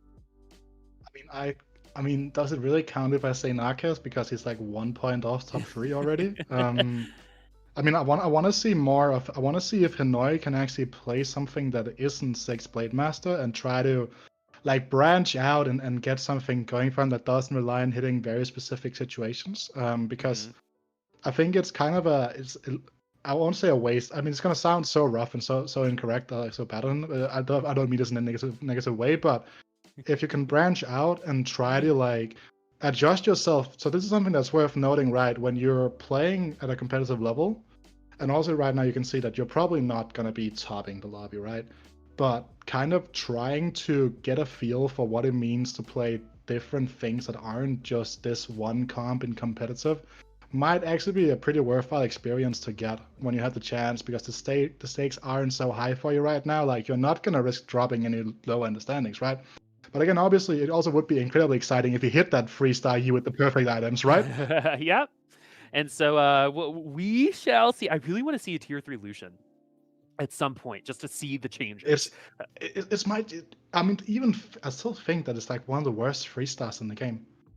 Like, they increase the damage by like 30% or something like that. Yeah, I mean, it's a massive damage increase, but the thing is that when you're looking at freestyle low costs, like the 2 stars, I think, like outside of a very few specific ones, you're normally looking for like utility, not really the damage component, right? Because like you think about the Zoe freestyle, like you get that 4-second stun, the same with the Fiora, right? Like you're looking at utility, you're looking for the attack speed bonus from Jarvan, right? Like you're looking for those kind of. I mean, I would even go as far as saying that like Caitlyn freestyle is almost a utility unit, because like in a lot of builds, she just goes off and kills a unit instead, right? It's just like one unit. You just like it's just like a trade. It's just like a trade, right? It's just like a specific one trade.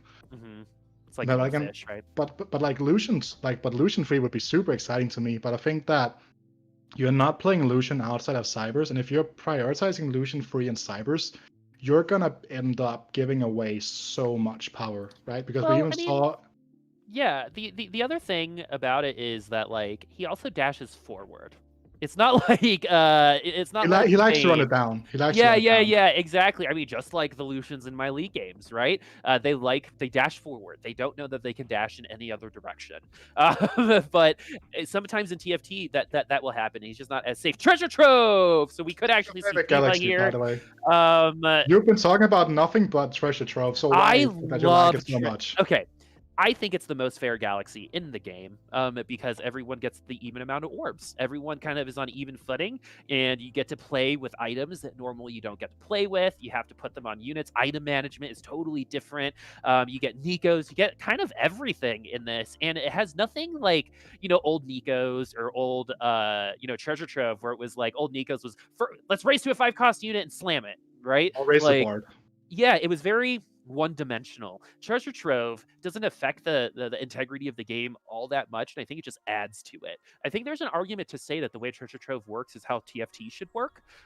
There was that argument back in set 1 on orb dropping. Remember, we didn't even get. Yeah. Remember, there was a time and place where we didn't get money in our initial orbs. I think there was one time as well where you could like go through an entire creep run without getting a box. Am I incorrect in Yep. that one as well? Yep. Because If you I could get remember, I 4 cost remember, units back in the day.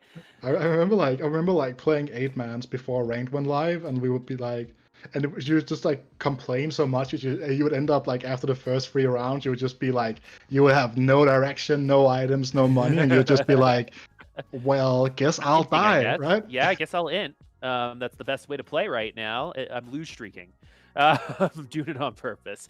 But now, the cool thing about this too is that you're probably going to get an orb with a 3 cost unit, and that's going to be the thing that will bring you into a certain direction. Right now our orbs are just multiple 1 cost units, and that's kind of like in lieu of gold, so I tend to look at these units as gold unless I absolutely need them.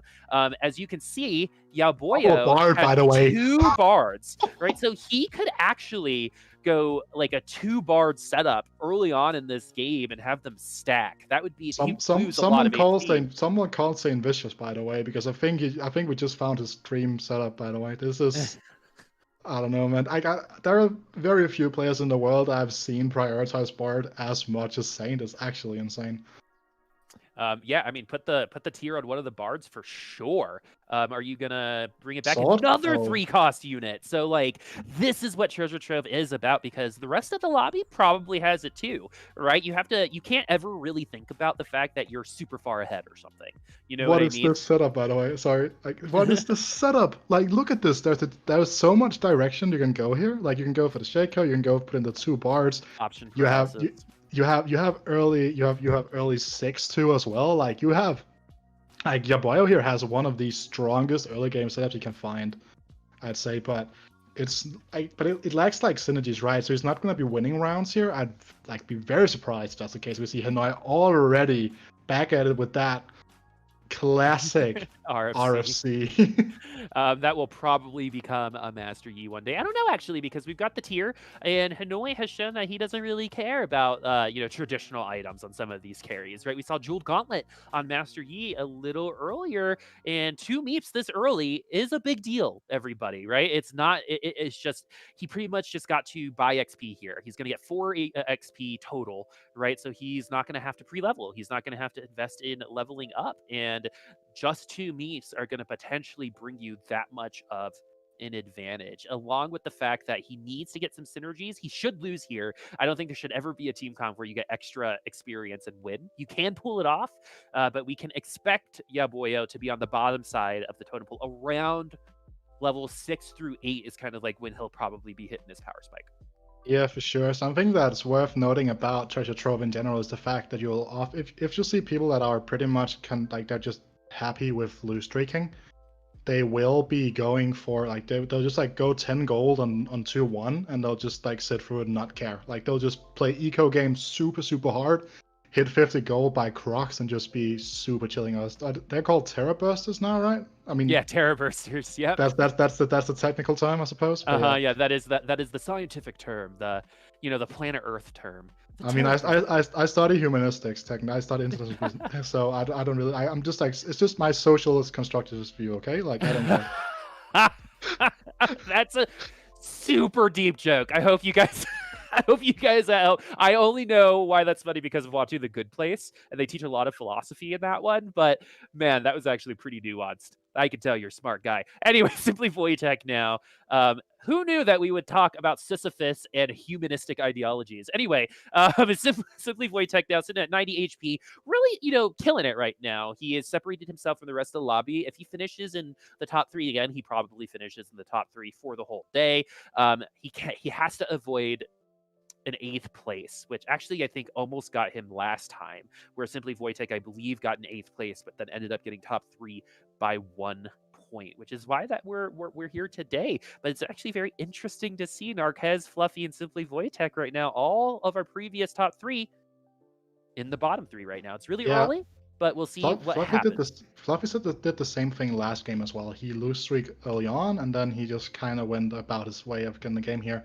But look at Kezman, already has that Teemo picked up with 1 tier, and already has the GA for the front line as well. If you're going to be finding that Wukong is pretty much the traditional, frontliner that you will find people to GA in these Astro Snipers comps. And this carousel here has pretty much whatever you would like to see, right? Like there is so much direction for pretty much any player right here. Like there's tiers. We can see Fluffy prioritizing that tier right there, which Kezman probably would have liked, but again, can start picking up those components for that Morella Nomicon being the most important item probably for Teemo outside of blue buff. Yep. I mean, you don't win, in my opinion, unless you have those two items on Teemo. There's just a lot you're giving up by giving that up. And hopefully you also have a Rabadon. So you're looking for 3 large rods, 2 tiers, and a belt. It's kind of like the perfect start for the Teemo. And he's not technically committed to the Teemo just yet. He just has a very early one. So yeah. He has a very early one, but he's like kind of holding at the cost of econ, right? So like I would say that at this point, he's pretty much committed to it, right? Because if you're holding right here, that is 4 gold that could be generating interest for you on your bench. And like you see right now, he's actually off gold in terms of just hitting the 1 interest breakpoint. All right, what will be next, my friends? We're switching up some positioning. Kezman is going to be the one that we're looking at for at least a little while longer as we're getting things set up once more. He hasn't lost just yet. This is where win streaking becomes very important. He really wants to win this round, especially against Yauboio, who is super okay, though, with a really long round. And this is going to get 2 meeps, actually, just 2 meeps. And as we get higher in levels, the less amount of meeps does matter. Those 2 versus 6, it's a higher percentage, right? So Yauboio will have to do with what he wants, but we know he's going to be losing because of that team comp. It is still a really good start. It's kind of hard to reconcile the fact that you were like, oh, it's a really great start, but he's losing, right? It's not about winning all the fights. It's about winning the right ones. And sometimes it's about losing the right ones too here in TFT. Yeah, most definitely. And we haven't really talked about the good loss, right, so much tonight, which is a pretty basic concept in the game. And it basically just means losing as much, like losing to with as few possible enemies units being alive. And that is something that you'll see a lot of players that are going for very heavy loose based strategies early on, really trying to figure out like what is the strongest board I can play without winning. Like it's a kind of a fun concept to think about. Like it's a fun little mini game, which can actually really help you like win a lot of games. Like, look at this from Vala, by the way. He started off with that early, with the early belt of the first initial carousel, and look at this, like, just the sheer power of the Warmarks, just buffing up that shield and the protectors, just makes it so incredibly hard to really do anything against it, right? And you can see he's at 100 HP already, like, still. Yeah, they are healing through the shield, so you might not be able to see it that much on the screen, but once they hit those shields, which is that white color, the Warmogs will continue to heal the missing HP, even if the shield completes that HP bar. So it's always working, it's always doing its job. The unfortunate thing, though, for Vala is that Xin Zhao needs items at tier 2 in order to actually carry you. So if you're going to invest that Warmogs in him, it's going to come off really quickly unless you're able to get a quick tier 2s in, and we're already pretty far away from a quick tier 2s in. But this is a huge item for Bkrisz, that BF sword. So he will have the Last Whisper IE combination, or we can do something else. This is where Cyprus become incredibly interesting, because this is now where Irelia carry can become a thing. Because if you get that Infiltrator Claw Irelia, she becomes a completely different beast, because she starts off at the back line and then just like resets around, and she's like less likely to get stuck on that big front line or those or like a bramble vest, right? And we can see just prioritizing putting it on to the Leona, however, just because it's a very non-committal item. And Leona can sometimes be the unit you swap out in the late game, actually, with Cyprus. If you have 2-star Illusion, you have 2-star Vayne, etc., etc. So it's interesting also because it's just that if you're going for something that isn't going to be Cyprus in the late game, which is kind of hard to like conceptualize with the current item commits, Leona can very often be the vanguard that gets swapped away. Interesting. I love Leona. She was actually the first ever character I bought with my blue. It's not blue essence. It wasn't blue essence back in the day. IP influence Yeah, point. yeah. She was the first ever skin I bought. I bought Iron Solari at Loot. Oh, I still have that skin, by the way. Like Leona Leona and Diana are by far two of my favorite ever characters in League of Legends, just like from pure concept. So I totally dig that. And we can see right here with Fluffy, this is like this actually could be looking like a Riven setup from Fluffy, which with a lot of other people would just look like a standard sorcerer setup. But he has been a really big advocate for the Riven, but it could also just be a standard like sorcerer setup with protective frontline, which is also something that we've seen popularized after the onslaught of the rise of the protectors, right? They're just like rising up from the dead almost. So let me just see where this actually goes specifically, because I think that if he finds that Riven, I wouldn't be surprised to see him just like make the insta swap and just say, you know what, I don't really care too much about the Star Guardian, I'm just gonna go for the Riven frontline instead. Already got a Actually, couple. we saw Narkez on it actually, which is surprising because you don't very often see two people on the Riven build. And Narkez has invested in the Riven already with the Rabadons, where Fluffy's still looking for theirs. So Narkez is going to be a little bit ahead, or they can hold hands exactly in the middle of the leaderboard together. You know, as we know, holding hands in TFT is something that you should do. No. Shout out to all the mech infiltrator players in I set know, 3, right? by the way. Poor things. Valo, though, I'm so happy to see on top of the leaderboard, has had a little bit of a rough day. He's going to be setting the pace so far, level 7 already. So Fluffy's going to have to react to that as he's sitting at level 6. Deciding to buy the Rumble will maybe sell a couple units to get to 50. Yes, he does.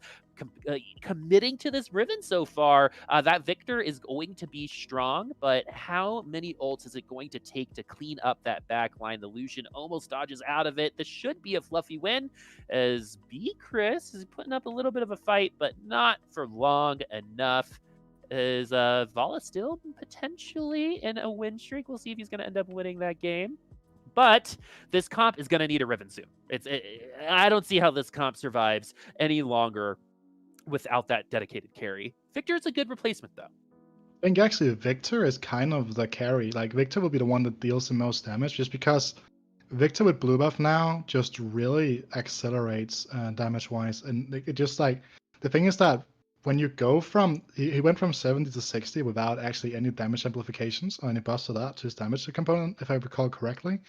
And just the fact that he casts so much more often because he is percentage HP based damage means that he'll just be like incredibly powerful in terms of what he does. And we've seen a lot of people really take to Victor based carry builds. And I think that's something that this patch has done really well, is that we've gone away from the old trifecta, the golden trifecta, right, of Jinx, Sorgs, and now I forget what Cypress, right? It was like the 3 comps that just everyone played 2 patches ago, and then we went into the Darkstorm meta.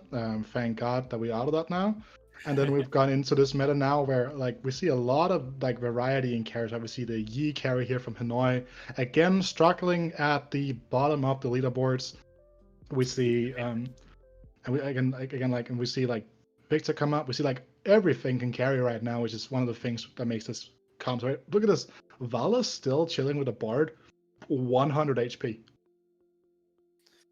Ooh, that's why he's going to be at level 7. And like that's the thing about Bard, right? I talked about he shouldn't be winning, but if you're able to win, it's like one of those win more situations. That natural, deficit that you're going to be at is not there. Plus you're winning more, so you're gonna get more out of it, and it only happens around this, the right team comps, and only happens through this portion of the game. And we don't know how long he's been running that Bard for. Maybe it was just to get the last couple XP to level up for the next round. But the Bards are showing up here, as we actually see one on Narkez. It gets sold out, but this is a different kind of lobby so far. Definitely a lot more sorcerers, definitely a lot more spellcasters than what we have seen in the previous 2 lobbies, versus just the Victor and the mechs that have been taking over. So far, no mechs in this lobby. You can see Fluffy with the mech setup. We also see him. He did pick up that Riven, and as we predicted, he did make the swap that we're talking about, by the way. We can see right now something that's interesting with what Narkez is doing right here is the fact that he has a open spatula. So one more tier, and he can start going for a potential either Victor with the like Star Guardian spat, or you can go for Riven Star Guardian spat, and can then that way around go into 6 Star Guardians, which is one of the strongest late game synergies in the game right now. Granted that you have like your 2-star Soraka's, you have your Jannas, etc., right? And that's something that right now would not be an option for Fluffy, right? Who is the other player on this setup here? So you are going to be going over to Yauboio, who took a loss to Hinoy, I think, actually, who's now 1-2 in a row here. So has that 2-star Rumble on the bench with a 2-star Annie as well. So he's just lacking that fizz, which can be ever so hard to find, right? Because he's been rolling down trying to find it, and he just hasn't hit it. Mm-hmm.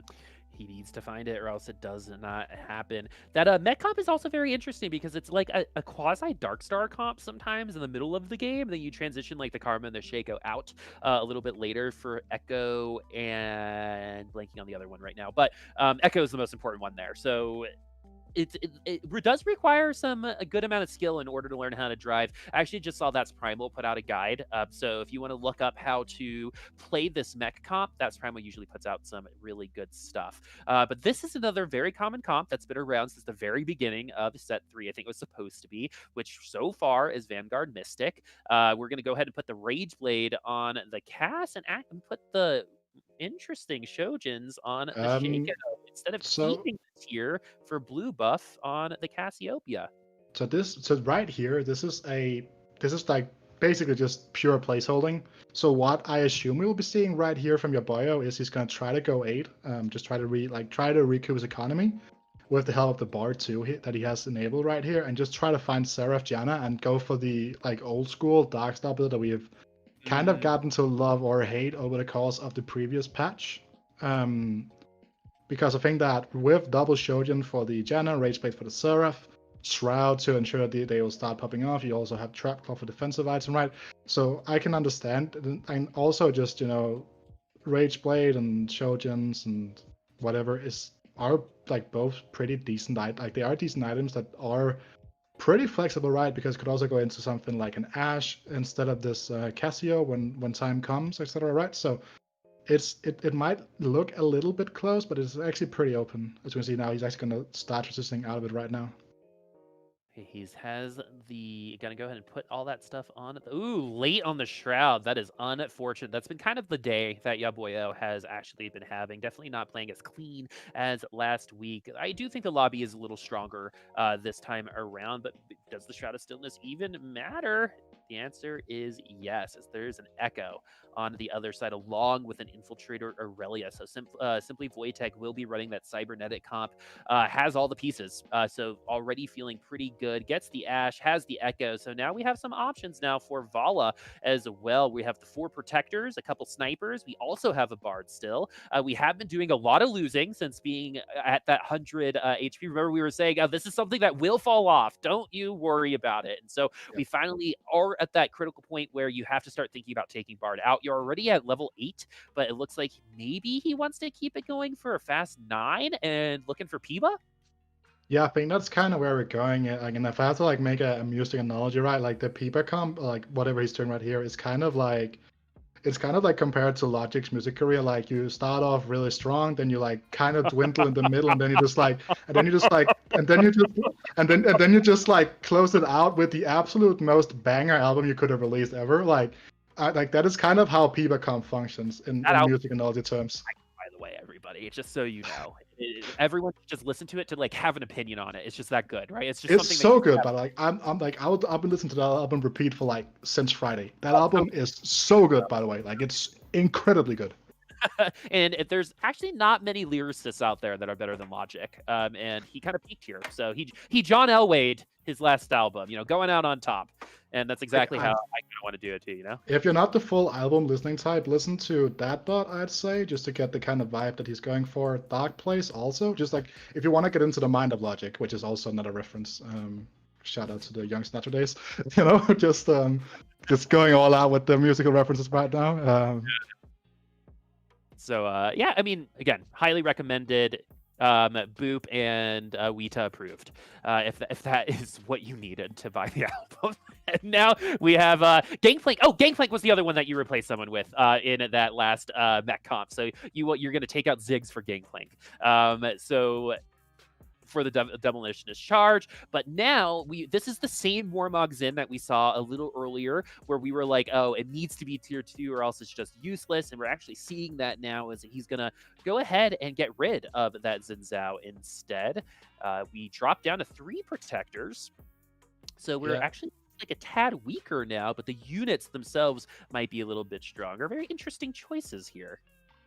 I think it's more to the fact that this is just making sure you transition in the first place, because the difference isn't always that important. And we see right now, this is probably not a matchup you're going to win in the first place, just because of the sheer power of Narkez. We're going to see like just how powerful the Riven, for example, is right now, and just the rest of the comp, just to show. And we see like he's sitting at 72 gold right here, trying to hit stuff like the 2-star Jin.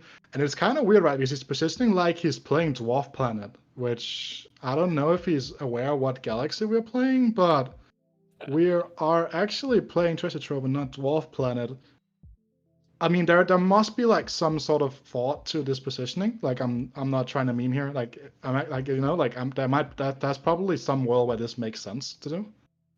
Well, let's think about infiltrators, right? Because that's what you're kind of giving room for. So if the infiltrators jump into the back, the aggro turns around. So we actually get to see it here, and it looks like it actually hurt him in the end. Like I was trying to figure out a way to say, oh, the infiltrators might get stopped up by some damage. Maybe the aggro to the backline will happen a little bit quicker, but Vala just got spanked on that round. So it was not good for him, as Narkez is poor, but is doing quite well on that 4-game win streak. Simply Wojtek once again in the top 3. Fluffy was on a win streak. But yeah, our top 3 seems to be consistent so far between a lot of these players. Hinoy and Yauboio consistently on the top 8 train so far, which is really unfortunate, as I like Hinoy's just gall to come in here and just play Master Yi every lobby, because that is not something I think other players would. It's just too risky to like go in and just try for that. You need items, you need Master Yi 3, you need a roll, you need so much help. Everything kind of needs to fall into your lap. Tier? No tier. That's unfortunate, actually. That's actually kind of unfortunate here for Narkez, because if that had been a tier available right there, that would have been a very, very interesting spat option to come out of that. He already has that force of nature on benches already as well, right? We saw Narkez earlier on having that singular spatula, but found a second one during the times where we weren't looking at him. So he's currently functioning as a full level 9 comp, which is, it's pretty interesting, especially because with Star Guardians, with Sorceress, it opens up so many different moves you can do. It's actually going to take out the Janna here and just move down to 3 Star Guardians just to add in the Lulu for Mystic. Alrighty. Okay, goes for Celestial Spot. Okay, I like this.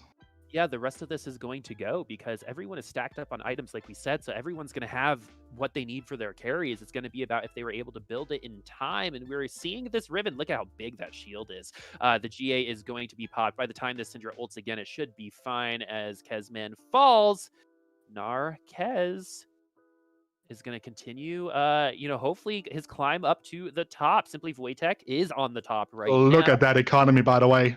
Yeah, look at the economy, but it's only because he landed that Echo and Irelia with Infiltrator like 4 rounds ago, right? He has been just sitting pretty. Like, he has been ahead like this entire time, pretty much. Like, so where does he go from here? He has to get the Echo too, for sure. He has to, maybe upgrade the Vi and the Fiora. But in terms of additional units, how do we get stronger here? Probably the Fizz. I think the Fresh, actually, because the thing is that, yeah, sure, Fizz as a standalone unit is incredibly strong, but he already has the Infiltrator synergy, which is kind of the main reason you put it into into Cybers, I'd say, actually. Something he could be looking towards would be another Blade Master, but I think that's probably not necessary right now. It's just like a nice to have, not need to have, especially when the Fresh gets hit like it has been right here. I think that Fresh just allows you to really start elevating your cybernetics comp like it does with a lot of other comps, which is having good bench units, especially when you are level 9 with a good economy. So you don't really have to think too much about what you're doing and how you're rolling. I think this is actually a really, really strong position that he's in right now. Okay. I mean, he's in the strongest position. There's no doubt about it. He's on double-digit win streak right now. So everyone's kind of looking up at Simply Wojtek, which is perfect for Simply Wojtek because in order to peak, now is a great time. If he wins this lobby, he's pretty much back next week, and that's exactly what we're all shooting for. The lobby is starting to hemorrhage some HP little by little as Yauboio finishes in 8th place. Hinoy might finish in 7th again. We'll see if that's going to ring true. But patterns, man, we're creatures of habit, and it seems like our players are representing that as well. As Narkez running one of our first kind of full sorcerer comps so far. The Echo did not get into the back line, but the Irelia did, and the Irelia is doing work. The Vayne in the back line is compensating for whatever the Irelia doesn't do, and Simply Wojtek once again is going to win this because, you also got all the right items. Yep, all the right items, all the right moves, right, but no backline access there for that ribbon comp, right? And that's the thing that if Vayne is just left unattended for quite a long time, it's kind of hard to really start reaching. We are going into a full item carousel here, obviously, and this is like a premier item carousel, by the way. We see GAs, we see Red Buffs, we see Ionic Sparks, we see Giant Slayers. Like, there are so many good items right here. I mean, these are the items for a lot of people. It's treasure trove, right? This is the purest form of... Hinoy is actually online, by the way. This is actually really important that he's hit freestyle. It's not the Rage Blade that you would like to see on the Yi, for example, right? But Giant Slayer, again, does help you against those bigger front lines. It's not the end of the world, to be said. But again, the fact that you have hit the freestyle Yi, hit that set Blade Master Spat as well, is probably the most important thing that could have happened right here for him, to be honest. As he also finds the Fizz, it's going to be a massive pickup. All right. Now we just are kind of adjusting to the late game. You know what I mean? After that specific carousel, it's kind of like we're in it now, right? Those are completed items. We're in at the late game. We've already gotten elimination. 2 more will be coming up probably on the next round, and Hinoy might actually be able to win this lobby. I mean, the thing about Tier 3 Master Yi is that's a top 1 comp if you get it online, and we are online along with the Giant Slayer. The Giant Slayer could be a better item. Some people like putting GA or a defensive item on him, but then you realize you don't really need it, as there's also an IE Warmog's Thief's Gloves role for the Irelia in the backline. Yep, and generally speaking, it's worth noting that Irelia is probably one of the best users of Thief's Gloves in the game, because obviously you get the organic stats from the Thief's Glove itself, which is stats that Irelia really needs to pop off, and she uses a lot of items, right? Because you can go for more defensive Irelia, normally speaking, you can go for the super hyper carry Irelia, right, normally as well. So she uses a lot of items, and I think that's something that a lot of people should probably start thinking about if they're playing Cybernetics and they have their Vayne items or they have their Echo items set. Just sometimes it's worth just slapping a Thief's Glove and just working from there, to be honest. Cool. So see, this is probably what we would call Peebo, right? To a certain extent, but he's not really hit, to be fair. Like, he's really just been hemorrhaging HP right here, Vala. Okay, so Vala somehow has stabilized. The Urgot is definitely one of the best ways to do it once that Urgot gets going. I believe this is going the win through. Oh, I wonder if the Echo actually hit the Quicksilver, and the Urgot ended up eating it. So he's going to eat a second time. This Urgot is not going to go hungry. This Riven's going to have to do some amazing work, and it's hard to do when you're getting pulled into the jaws of death. Fluffy at 1 now. Fluffy is at 1 HP. Remember, he is in the running for a record right now. If he finishes in 6th, he will not be able to achieve that record. So we'll see if he's going to be able to stabilize at 1. Star Guardian Victor is very strong, especially with blue buff, which means that Victor is going to give everyone else mana as well once that ult goes off, and that's going to help him recoup his mana way more frequently. As we see Kayn transform into Red Kayn. By the way, look at we're going to Red King now, but like generally speaking, the the items that I forgot who was on the Cybers, but they got 2 Seeks as well as a Bloodthirster, and they have 1 open item slot on the Vayne. That is really big because it gives that added attack. So that would be simply on a Wojtek there on the Cybers right there, like in first place, really looking like incredibly strong in that scenario. Also, look at this. Fluffy picked up blue buff for Syndra, for example, right here. Like, that is something that's kind of slept on to a certain extent, is how potent that Syndra with blue buff actually still is in the late game. A lot of people are starting to cut Syndra out of their late game builds, but she really does do a whole lot of damage with those because the fights can go incredibly long when your entire team is just focusing on the Riven, enemy team is focusing on the Riven, but it looks like he will just prioritizing the Janna instead. You took out Soraka, deciding that maybe the heal wasn't necessary, because if they get to the back line, they're probably dead anyway, and I think the change ended up working out. Janna is such a good unit, and she just got nerfed, as we do see another elimination as Bkrisz gets eliminated along with Kezman and Vala. So we're in our top 4. Fluffy has somehow made it into the top 4, making the record alive still. But everyone is looking up at wojtek. Basically, if Fluffy faces off against wojtek, he probably loses based off of just the huge lead wojtek has. Has Thresh 2, has Echo 2, has everything he needs to win with a cybernetic comp. It's going to be everyone else trying to, I think, survive and then 1v1 against him maybe at the end. But do we have enough time? Do we have enough HP? We will see. Spider wave. He's going to have that tier 3 Master Yi. This is actually going to be a pretty big one for Simply wojtek. We'll definitely see the actual power level of this comp, and it's going to be huge as the CC is going to lock up that Master Yi in the back line. But has enough damage been done? It's going to be up to this Vayne, and so far the CC is absolutely enormous and will bring Simply wojtek the victory here once this Vayne starts and finishes this off, as Hinoy gets taken down potentially by the only person in the lobby that could.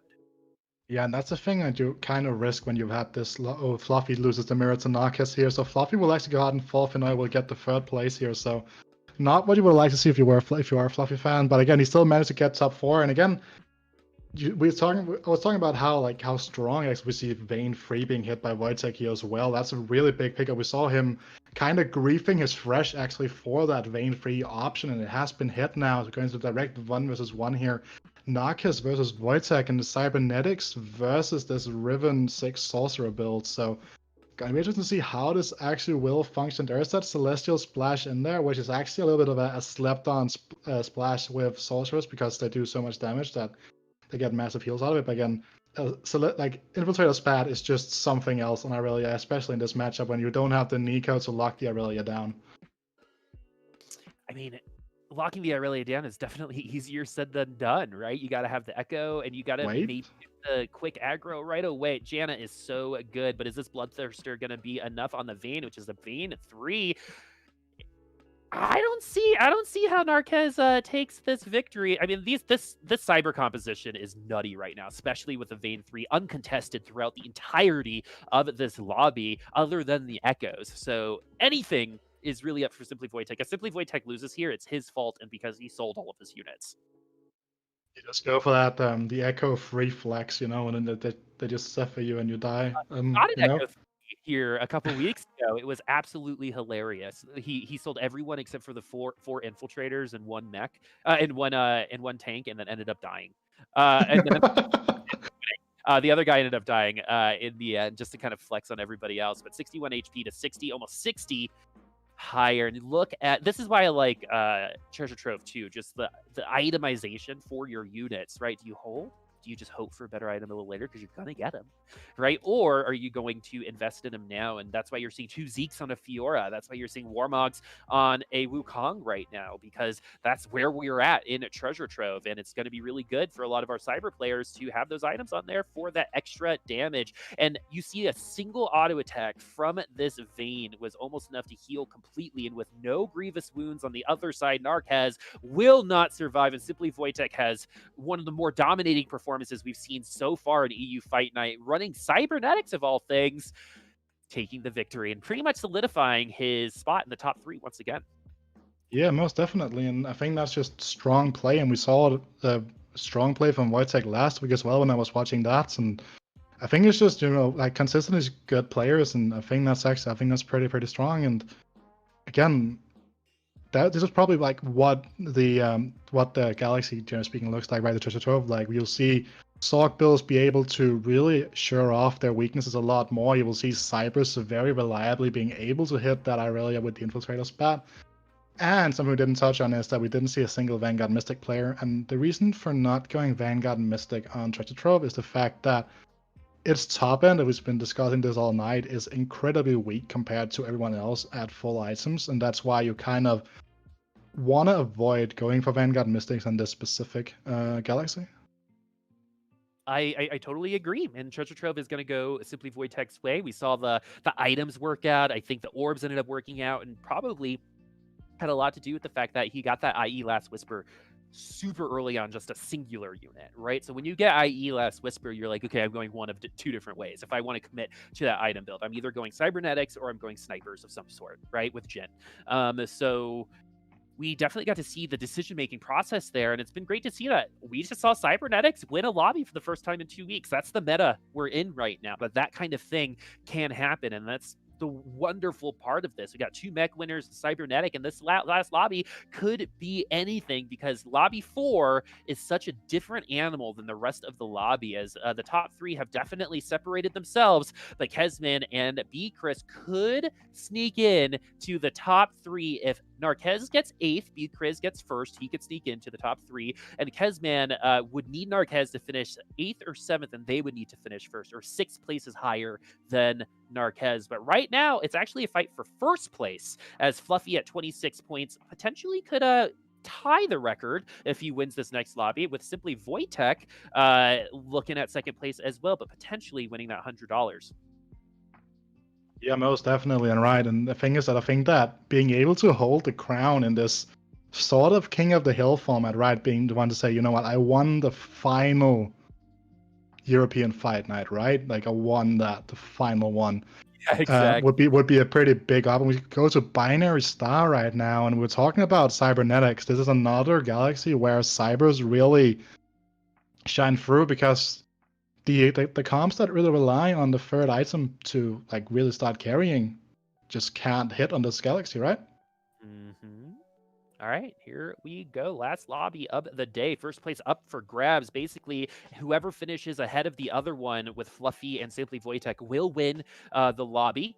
And then, actually, no, our 3rd place Narkez could potentially sneak in for a lobby win if both Fluffy and Simply Wojtek just bomb it on this lobby. They finish 7th and 8th. But I'm probably thinking that won't happen. But this is also an opportunity maybe for some team comps that we normally don't see, some silly ones. We saw WitaCasts a little earlier. This is another opportunity for that. But if you're in this lobby, I asked this to all my co-casters in lobby 4, right? If you're in this lobby and you are Narkez right now, how do you play this lobby? Do you play it as a top 3, or do you try to win the whole thing?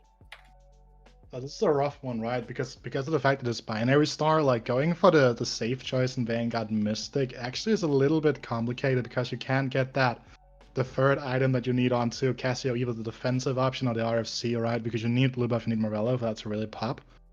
But I think that just in general, you try to find the comp for you that can get you to that top 4 spot, you know, trying to get as many points as possible. This is definitely not a lobby where I don't think going 1st or 8 is the play here. This is not the lobby where you try to whip out the massive reroll. As we see a Viper being picked up this early, this could actually be this is actually pretty strong cybernetic direction here for Vala. Just not really any items put onto him just yet. But look at that. 2 Vi's, a Lucian, a Leona, and a Fiora. I mean, why That's not go 1 for right? Like this just screams cybernetic when you see like the galaxy type.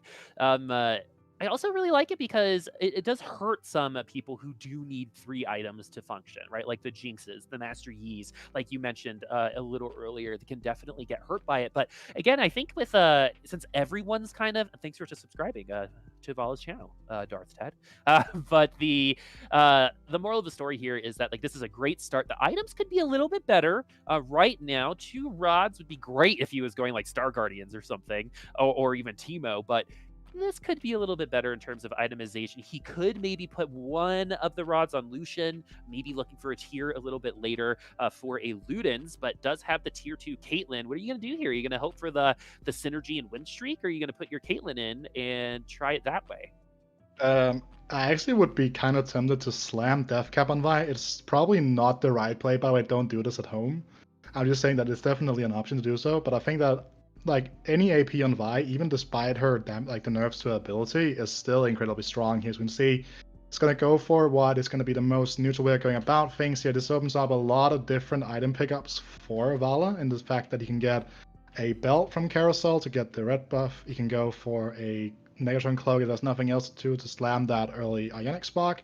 So I think there's a very strong position here for Vala right now, as he goes to 4 pre-level actually, which is a little bit of an interesting take on this, but you know, it definitely could end up paying out here. It's a choice.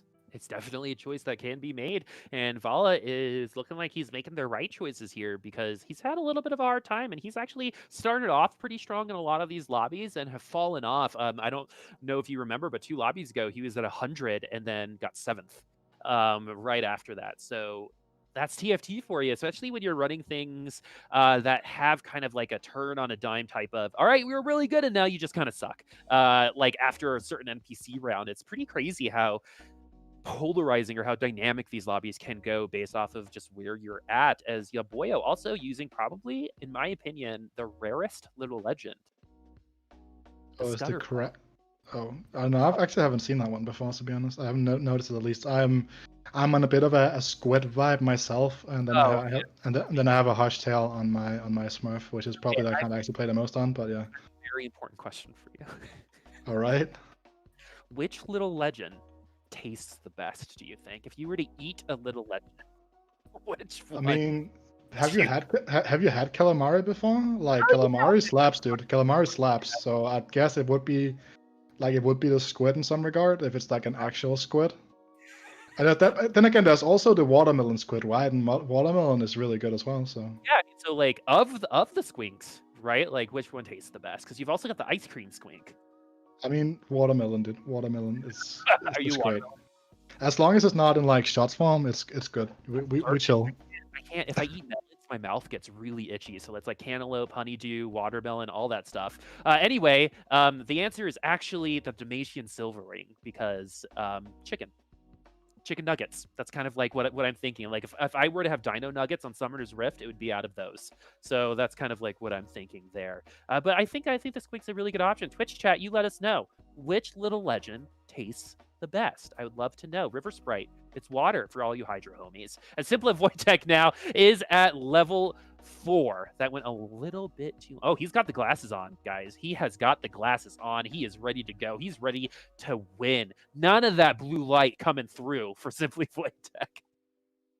You know, he's only missing the bicycle helmet, and he's all on his way to the Tour de France. You know, he's got the glasses going. To be fair, like some of the best sunglasses that I've ever had have actually been those like the sunglasses that are actually like prioritized, like they're made for like cyclists and runners and stuff like that, because they actually help you like look clearer into the ground to watch any like holes and stuff like that. It's actually pretty cool. They do cost a fortune though, so don't break them. Just yeah. Out there. Like really cheap ones that will just break really easily that kind of work for like $50 or so. But yeah, those glasses, especially if you have like an office job, not just if you're a gamer, right? Your eye health is very important. I think sometimes we forget because we use them all the time. As someone with awful vision, I'm very jealous of all of you with good and healthy eyes. So keep it up. Simply Wojtek is running a very similar kind of opener that he's been running. He really likes starting with Graves. Maybe it's just the way the games have been for him, but we kind of talked about Graves a little earlier today, but he got a big buff on that blind, and it's so big in the early game. It's 4 seconds on that blind. If it hits a carry in the back line or even a bard, right, it's over for them. So we'll see if Simply Wojtek will benefit from it. 2 bards for Fluffy. I mean, the bard hit doesn't really matter because the prerequisite for bard to proc is just swinging it. It doesn't matter if he lands the auto attack or not. It's on auto attack swing, I think it generates. But what is worth noting is that it does matter for that gym that he's been setting up for right there, right? That's definitely something that's worth noting. And just in general, right, we saw this at during set 3 before Graves took a nerf back then, back when like we had a lot of really early blaster openers. Just how incredibly strong the early smoke cloud really is, and it's kind of gone back that same way as we are going to go over to Bkrisz, who looks like he's also going in towards something that could very well be a cybernetic opener. Finds that 2-star Fiora, has backup illusion on bench as well with an Infinity that's already slammed down, so this is looking mighty interesting. Could also just be a Brawler Blaster of some sort, but again, not really a super strong eco and a little bit of a mismatch, but it's not looking too bad for him being set at 92. But look who's in first place for once. Have we flipped the table? Is everything different? Is this the upside down? As Hinoy is in first place, maybe actually finally getting that. He loves playing Blade Masters, and I'm totally cool with Omni players. I think there's a space for Omni players in a game like this. But the unfortunate thing is that Look at that Graves, by the way, just coming in there saying, you know what, you're not, like he's just acting as that bouncer at the club where you totally could come in, but you can't. It's like, not tonight, not tonight. And like blow out those huge things of smoke, right? Graves kind of strikes me as a vapor, even though he has a cigar. But Bkrisz is trying to play spoiler here. There's no way he's going to end up in the top 3, but there is a way that they're going to be able to take someone out of the top 3, as Hinoy is no longer going to win. We've got IE. He just got a really, really early gen, which is probably why we're sitting at 94 HP here in the Terror Bursters. In terms of items, he has a lot of opportunities, and Jin and Snipers are actually a very good option for 2-item units, right? You think of Teemo, it's blue buff Morellos. And it's good to have Rabadons, but we can work without it. For Jin, it's Last Whisper IE, right? So this could potentially go into an Astro Snipers comp. Yeah, and you're also thinking about like the quote unquote natural counters to heavy backline strats. We're thinking about like a Shaco, for example, won't have the itemization slot for one of his items, right? So there won't be like, for example, that probably the most relevant one would be the RFC, right? Will not be relevant, would probably not be prioritized because you would be going for something like BT and GA a lot more in that situation. So I like this quite a lot, right? Going in right early, you take the direction you've been given here. We saw Fluffy do the same thing as well with that early gen. And something that's worth noting, Bkrisz can still make 4th, right? Isn't that still an option and get into the money? Obviously, with this being the final edition, I'm not really sure how any of the top 3 spots would transfer over to get the points total of Thank You up so quite quickly here. He's at 12 points, so he could actually get into 4th, right? And that would mean $25, so there's definitely still a chance for him to get something out of the tournament today. Yeah, I mean, and anytime you make money off of video games, in my opinion, is worth it. It is breaking stereotypes through and through. And Dad, finally, look at this. I made money. Look, Mom, I told you so. I say that almost every week, and I always will, because it'll always be big for me. Because, my mom was like very, very like, you should be a doctor, you should be a lawyer. And I was like, no, I'm going to become a caster. And she was not as happy at the time, but she's very happy that I'm doing something that I love and passionate about. That I love working on things that will never be perfect, right? And that's why I was in music. You get a second free space, everybody. Fluffy High School now is high school. Fluffy High School. I don't know why. That's a new one, dude. I know it's Hearthstone. I know it's. But I saw HS and the acronym in my head was high school. But yeah, Mr. High School over here. Video game high school. No, don't go there. Don't go there. Let's not talk about that monstrosity of a piece of film. I actually really liked it. It's a guilty pleasure. Anyway, Fluffy is in last place. Getting a little bit closer to middle school right now than high school. I mean, to be fair, I watched like 500 Days of Summer like twice a month, so it's fine. He's the villain. Anyway. Again, 67 HP and a little bit of a dream is Vala, again, who started off strong, finds themselves on the bottom side of the leaderboard right now, tied with Fluffy. All I want to say is Fluffy High School now. Tied with Fluffy. And he's looking at that Riven. You were talking about the Riven being an experimental option for Fluffy, something that they do really, really like to use and experiment with. But Riven isn't, I feel like, it's consistent as some of our other auto-attacking damage, right? Definitely not as consistent as Master Yi. What is Riven offering you that another kind of more consistent DPS wouldn't, outside of just the burst damage? So what Riven offers is she offers a lot of chance for enemy backliners to get stuck on her because of her shields. Offers to be the absolute best user of Ionic Spark in the game. I think that's an assessment that you definitely can make. As I get a hiccup randomly. But that's definitely something that's worth noting about her, and I think that just the fact that she adds in a splash of magic damage in comps that normally might not have access to it, like if you do it in the Blade Master comp, for example. But again, I think that's just the fact that the shield is just so big, and you can actually build it in very different ways. Right? Because I remember, like, back when we were testing it on the PvE, when the mid-set patch came out, like, we were seeing Warmox Rivens, we were seeing now I keep calling it Thornmail, but it's Brambleverse Riven. Like, we're seeing so many different builds of it. I think that's just like one of the most flexible units in the game, to be completely honest. So we do see quadruple spatula here, and it's actually quite funny, right? Because This is one of the galaxies where like random spatula splashes are actually a little bit worse because you might end up missing out on a key item on a carry if you try to go for something like a Star Guardian spatula, for example. Yeah, and if you're going to go for the spat, you have to sell it or build it on that unit, right? You don't have an option when it comes to binary star. We've got Yauboio, who's in first place. Finally, it took 4 lobbies for him to kind of get his ducks in a row, but we're finally here. And it's, you know, you got to give credit for a lot of these players who might not find success in our first 3 lobbies, but come into the 4th one and look at it the same as the other ones, right? I'm going to try my best. I'm not just going to give up and do something stupid. I really, really appreciate that about players. And so Yauboio also has a stacked fizz right now. And something that we're seeing is a lot of people hitting 6 really early to try to get those 4 costs as early as possible. It's almost like a race to see who can roll into our Jins, our Aurelias, our Fizzes quicker so you can start developing your synergies and team comps easier.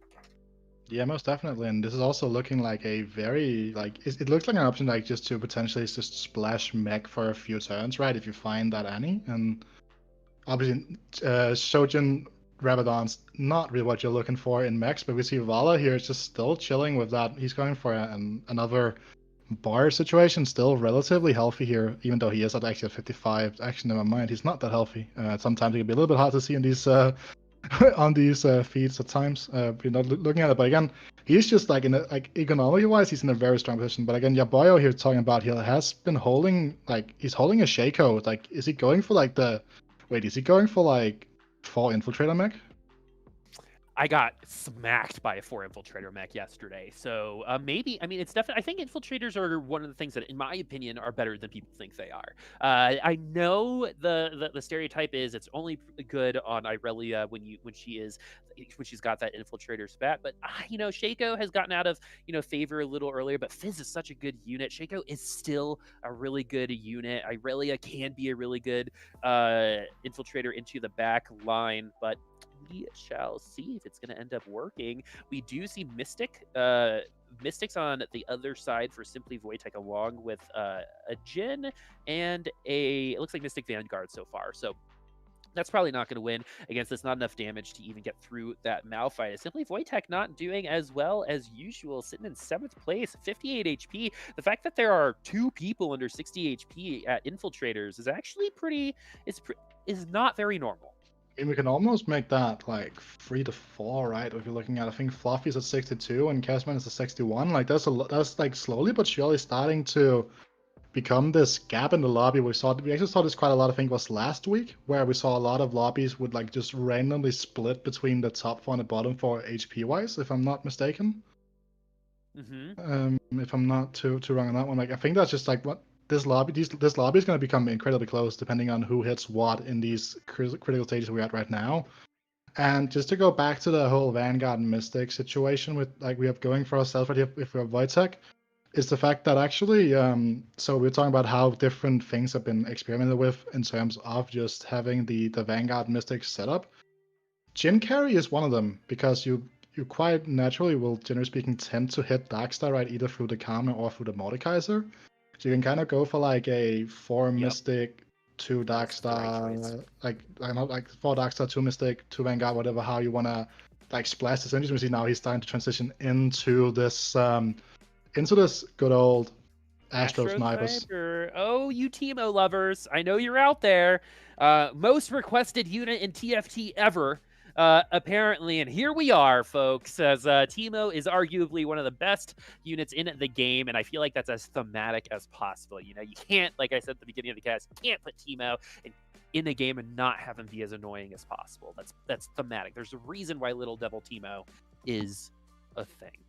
Simply Wojtek, though, was able to finally win out on that. Really good heads-up play. I think a lesser player might have kept that cast there because you're like, oh, I have the items. I'm just going to force Mystic Vanguards now. But he had the Teemo and, you know, to make the connection, oh, these are the same exact items. The Bar 2 probably helped him get there. But very good transition for Simply Wojtek. I don't think everyone makes that choice. It's a hard choice to make. It is a hard choice to make because you have to figure out how to exactly think. But I think the fact that when you have that Bar 2 and you have the Nautilus already set up, it really does do a lot to help this transition. So he actually is going to decide on slamming the GA now because he sees the Syndra on the backside will end up just taking out the backline, just trying to figure out if there's a way you can either win this or just like minimize his losses, right? And we can see that Dragonclaw on the Poppy is actually going to be a pretty nice just help in terms of just like doing something. The GA is still active, by the way, on this gender. It's probably not going to be enough, but it just kind of just comes to show that without the GA, he would have taken a little bit of a heavier loss and had to lose some HP here. So again, good recognition. That's what we call a good loss, folks. We talked about that earlier. When you only lose by like 1 or 2 units and you're already kind of on a lose streak, you're feeling great about that, right? You only want to lose, 2 to 6 HP a round, especially really early on, maybe like 6 to 10 here at this level to try to stabilize, which Vala has had a very hard time doing. Fluffy trying to do just that. Hinoy also having a little bit of a hard time. Once again, the only one who seems to be consistent so far in this lobby is Kezman, who is on fire, but this is the closest lobby so far too. Not a lot of separation. Our first 3 lobbies were a lot of top 4 versus the bottom 4, right? The bottom 4 kind of all filtered out, but this one definitely more contentious, definitely a lot closer, and definitely will bring some good gameplay. Nice stun though to keep that Teemo from actually doing any work. Oh, and a blaster proc is actually going to be the thing that takes down Teemo. Not something you see every day. Good job, Ezreal. Like the one thing you did, you took down that Teemo, you got that EMP. That is your job as Ezreal. You are support TFT.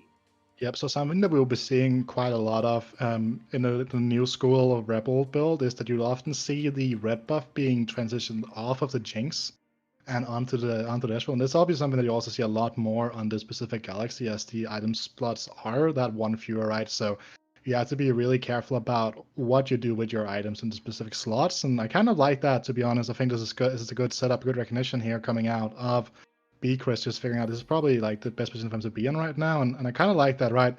And this is something we didn't really talk too much about because we're talking a lot about cybers. But again, Rebels, for example, is a comp that, or just Ball Blast in general, is a comp that can use like a lot of different items. Like pretty much every item in the game can be used by Rebels because like there is just such a big variety in what type of units there are, right? Obviously, you have Luden's Echo users, you have Death Cap users, you have like just straight up AD users we see right with Jinx right now, and we have red buff users. Like there's so many different ways of going about the items that I think is a comp that can just shine through on this galaxy specifically. And I think that having access to this GA right now means that if Bkrisz can manage the economy to go to 8 or 9 and start finding replacement 6 and start finding the gangplank, he has a really good setup for a late game Rebel transition.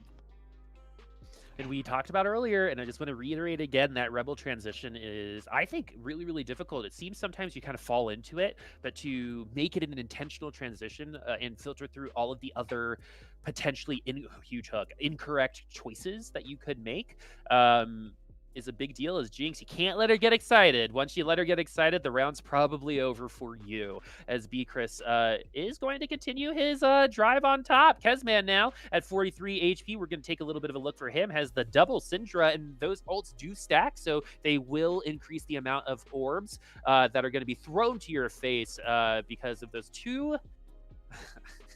Sorry, those 2 blue buffs are going to be available for him. The 2 blue buffs, is that like the gym club in like Smurfville, or what's going on? I was going to say something else, but there are a lot of balls on the field right now. Syndra balls will definitely be flying all over the place, friends. We'll see. I wonder how this is going to work, especially since they actually ulted at the exact same time. So I wonder how the game decides who throws how many balls. I think that they just like get added onto it, and I think then it just like kind of revolves around. But it's actually something that that has been experimented with quite a lot, the double Syndra, with these sorcerer builds, because again, you'll very often be stuck between Syndra 3, and you don't really want to use another sorcerer because you get your synergies regardless. And I think this is kind of a fun thing because once one of them dies, like there's still the same amount of balls on the field, right? And that's very cool. And something I want to talk about, right? His opponent in the last fight with that, I think that was Vala actually, that kind of fell into the protector cybers, which is something we don't really talk too much about because it's not the spat of choice for the most part, but it definitely is a way of assuring the late game, kind of, right? Because we saw how the shields just kind of kept the sorcerers at bay here, and also allowed you to run that Urgot, which is probably one of the strongest late game units in the game, right? One-shot kill, right? If you're able to do it, you have to be able to get it going. Of course, we all know the changes from a couple patches ago. It's a lot harder to get them going, but tier 2 Urgot, though, is a totally different beast. And Kezman committed to the Star Guardian Sorcerer, definitely needs a Janna to really make this work out for him. But is he going to be able to roll into it? Doesn't seem like it. Janna's such a good unit, by the way. Could kind of get placed into anything. Those tornadoes can change the face. Oh, one roll in a dream here. One roll in a dream. All right, Again. some units. It's time to find that Janna, or else it's going to be really tough for Nah, you. I mean, he's looking out for, like, he's also one-off Cinder free, right? Like, this is actually looking pretty damn juicy. If he finds a Cinder and a Janna here, he has to probably close to the perfect late game setup, right? Because he has the 2 protectors to help to keep his Nico alive. He's looking at a lot of damage, but again, look at this. Narkez with a cybernetic setup, and we've seen a lot more cybers on this galaxy specifically because, like, it's not as hard to, like, you can, like, cybers as a baseline comp can actually, like, support 2 to 3 players, right? And especially when there are fewer items that you need to prioritize, it's going to be a lot easier for you to not feel like you just lost a game because you didn't get that item you were looking for. And another reason why, like, an item, so obviously a lot of players will actually just right, and the Cinder free is found as well here for Kezman, which is going to be it's going to be incredibly big, right? Because it's going to allow him to get in that 6 Star Guardian as well, right, without giving up any power. But what is the trade-off, though, right? In terms of that Syndra 3, he just got smacked on that last round. It is it's a lot higher in terms of the initial burst, right? And the thing is, the most important one, it actually sounds kind of ridiculous to think about it, but in my opinion, the most important Syndra hit is actually the first one because it's the way weakest, and if you can kill on the first Syndra hit, then you're in a really good spot. You see here, right? I really just completely just kind of resetting all over the place, and cybernetic mirrors are kind of interesting to watch in general, but it's not going to be enough. This backline Vayne is just too strong.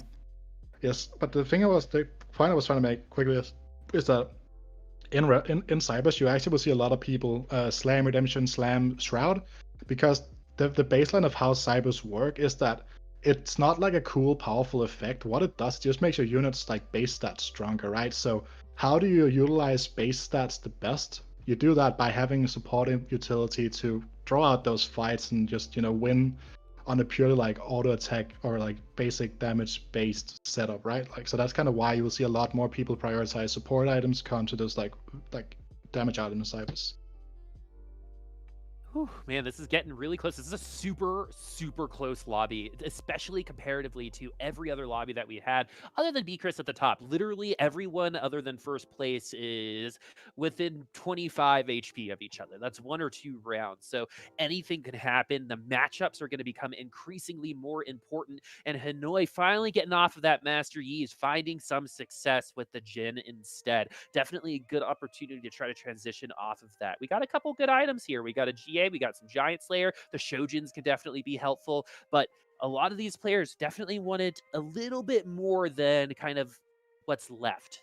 Actually, the Bramble Vest can be very, very helpful for some of our tankier units. Locket's a better item to get off a carousel anyway, so we're pretty good. No one's gonna pick up those hex techs though. I also think that in a lobby that is this cyber focused as this one is, having that Bramble Vest is really critical, right? Because of the fact that the crits coming out of Vayne and coming out of Aurelia, for example, won't really be doing that extra bonus damage, right? That's something that's worth noting. That's a very good point. Very, very good point.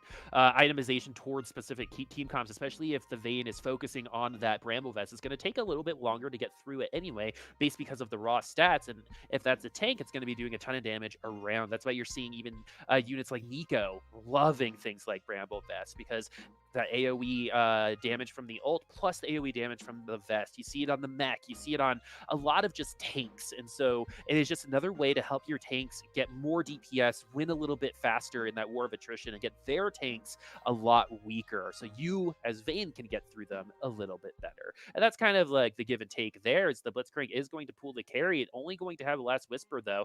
And we get some a lot of people aren't moving right now for Hinoy, making things a little interesting, but this Jhin is going to be A-okay until it gets to the other side. Will the other Jhin be able to take control? One shot has to be on that Soraka, but the Soraka ults instead. This is going to be Hinoy winning against the Ghost, and in just that round, we're in the top 4. Yeah, I think that was the Ghost of Fluffy, by the way. Fluffy, if I'm not mistaken, it might have been, it might not have been. But we are going on to Fluffy right here. We're talking about the devil, kind of, like he is kind of the player that people are out to get right now, right? So looking at this, he's going for what is going to be a little bit of a. I mean, it's He not has really. won, by the way, everybody. Fluffy has won Fight Night. So congratulations. We'll be talking with Fluffy in a bit after this game, I assume. But again, he's just looking at this traditional Dark Star setup, actually, right? With without really Shaker, but it's just like the very eccentric Jin carry focus. And the thing is that he's on Jin 1 because Jin has been contested like since like people started hitting their forecasts. We saw a lot of Jins out very early, and he's just kind of like trying to find separate ways to really carry. And right now, he would have liked to see something like a Spear of Shojin on this Ash instead of the Last Whisper, but it's not the end of the world. We can see that his build right now, due to the curse setup, is just not able to match the cybernetic build coming out of Narkez because he's just not hit that Gen 2, so he just gets stuck. On units, he's a Wukong 2, though, which is going to be very critical for the front lines. We are going to be moving over to Narkez's perspective. Well, Simply Wojtek putting him in 7th place, actually, I think puts us in a very interesting scenario for even the top 3. There's a world where Narkez finishes in 2nd place instead. So Narkez really wanting to finish in 1st place because Simply Wojtek kind of beefed it on this one, finishing in at 7th, opening up the opportunity to potentially make less money today. However, I believe he did do enough work to make it into the top 3. We will confirm, especially since 2 of our top 3 right now are still in the game. It should be fine. Hinoy is playing spoiler right now and is doing a very good job doing just that. Our bottom 2 players are going to need some items. We also have a Nikos for Chris. Where is that Nikos going to go? It's going to be on a Janna, maybe another 5-cost unit. Where really should we invest here? None of those 5 costs are the ones that we need either, which is very, very unfortunate. Yeah, that is very unfortunate indeed. And the issue with like including Gangplank in a roll down is that you have the chance of those mercenary bonuses actually like hurting your roll down, which is something that you might not always enjoy so much because he's running a free brawler setup because we're at the point right now where that flat HP isn't going to be that impactful. But look at this Fizz positioning, by the way. It goes directly onto the backline with that Frozen Heart, and this is like one of the reasons why Fizz is such a good unit right now. It just completely locks down a lot of those backline carries. But Jinx is online now. Kind of reminds me of Pike from way back in the day. Oh, set 1 Pike? Oh, that was set 1 Pike. Just like Shojin double Frozen Heart and just like, yeah. All right, is that going to be enough to eliminate? No, as Bkrisz will maintain his very, very, very good position at 65 HP. It's very funny. Simply Wojtek kind of ran the lobby in a very similar way. I think almost it was 65 HP maybe on the last lobby, but everyone else really struggling. And so we are going to have a top 2 at the end of this round. Whoever faces Bkrisz will probably be eliminated. The other 2, though, it's going to be a pretty intense fight. If you're Fluffy, you kind of want to see the Rebel comp because that Fizz can neuter a Jinx with that Frozen Heart in the back line. Yeah, most definitely, and it's a good look here for Bkrisz, who's actually one of the players qualified for the Mortdog Madness tournament, which is, I mean, again, hosted by the giantslayer people. So, like, again, you know, like, it might not be the best of performances in general tonight. Like, you know, like, it's not going to be a lobby win in general, but, like, just having that good warm-up on the patch that's going to be played on is going to be really big, right? Massive confidence boost. Yeah, this should be a confidence boost as well for Fluffy, as Hinoy does finish in the top 4, so he does get a top 4 in the books, and 3 people actually ending up staying because Bkrisz lost. I thought maybe Bkrisz was so far ahead that wouldn't happen, but he actually got spanked on that last one, moving from 65 to 43 HP. I mean, he lost, I think basically he didn't kill anybody on that last lobby. So, or that last round. We shall see. It should be Fluffy versus Narkez next. I should just see the entire lobby like AFK pinging the triple Zephyr coming out of Narkez's cyber lineup. And again, like, this is just what like you want to see because you just buy yourself so much time to get ahead with the triple Zephyr. But look at the Fizz is going to the backline again, just absolute madness. Once the Fizz gets into the backline, it's all about that ult from that point on, and it needs to be valuable. Sometimes Fizz can definitely chum the waters and get nothing out of it, but now slowly but surely, Narkez is losing that war of attrition. Not enough damage on the front end as Fluffy is going to finish in at least 2nd place, which means if he wins, he ties the lobby, everybody. So or ties the record for highest ever points in Fight Night Rising. Remember, that would be shared with Sleet TFT, which happened just like 5 or 6 weeks ago. So it hasn't actually been here that long, but we are potentially at a tie for record-setting pace right now for Fluffy. It's going to be tough against Chris, but if I'm Fluffy, I'm actually pretty okay with going up against Rebels. I know how this works. If a TFT player doesn't understand how to beat and win or even lose against Rebels, they're not doing their job. But this is potentially the last round for Fluffy. Fluffy is also Mr. Rebels. It's worth noting that I don't know if we talked about this tonight, but like Fluffy is probably the best Rebel player in the entire world. Like Yeah, he is that's what he's known for. He is synonymous with the word Rebels. Like everyone takes his thoughts on this as the comp as gospel. Like it is the true thing as we go into the last fight. That Fizz actually goes right onto the Jinx. Look how slowly that Jinx is attacking. So it is potentially going to help, and it is going to get excited, though. So everything did go right for Fluffy. Is he going to be able to bring this back? In the end, that Jhin is just so very strong, but so is this Gnar. And look at this comeback so far. We're going to be playing a couple more rounds. Yeah, and this is why a lot of times you would have seen in the olden days of Kayle carry, Kayle would, generally speaking, be a really strong into Jinx matchup-wise because of the fact that Kayle would always itemize RFC. And the thing is that you need to outrange Jinx. Jinx needs to if Jinx is outranged, she does nothing, and she gets outranged by Jhin. And so you also will be seeing normally on the normal circumstances, in very sniper-heavy lobbies, you will be seeing like Jinx players itemize for that RFC, and it just didn't happen here because of the galaxy that we are on, and kind of paying the price for it right now potentially. Ooh, nice trap claw is gonna make sure that Blitzcrank is gonna suffer for putting that claw out into the abyss. The Shen, though, not really getting a lot of value from that ultimate. Look at everyone just hopping all over the place. The Shaco is in the back line. Is this going to be another loss for Chris? The answer is yes. Fluffy continues to come back. We're gonna have Shelly. This is a very big round, and then the very next round after this is going to decide if Fluffy matches the record for Fight Night Rising. Chris is going to be the one that is going to keep him away from tying that record. And that way we have one from EU, one from NA with that record. That feels pretty good. But we've got Giant Slayer and for Bkrisz, and for Fluffy we have there's a lot of things there. So Luden's Echo?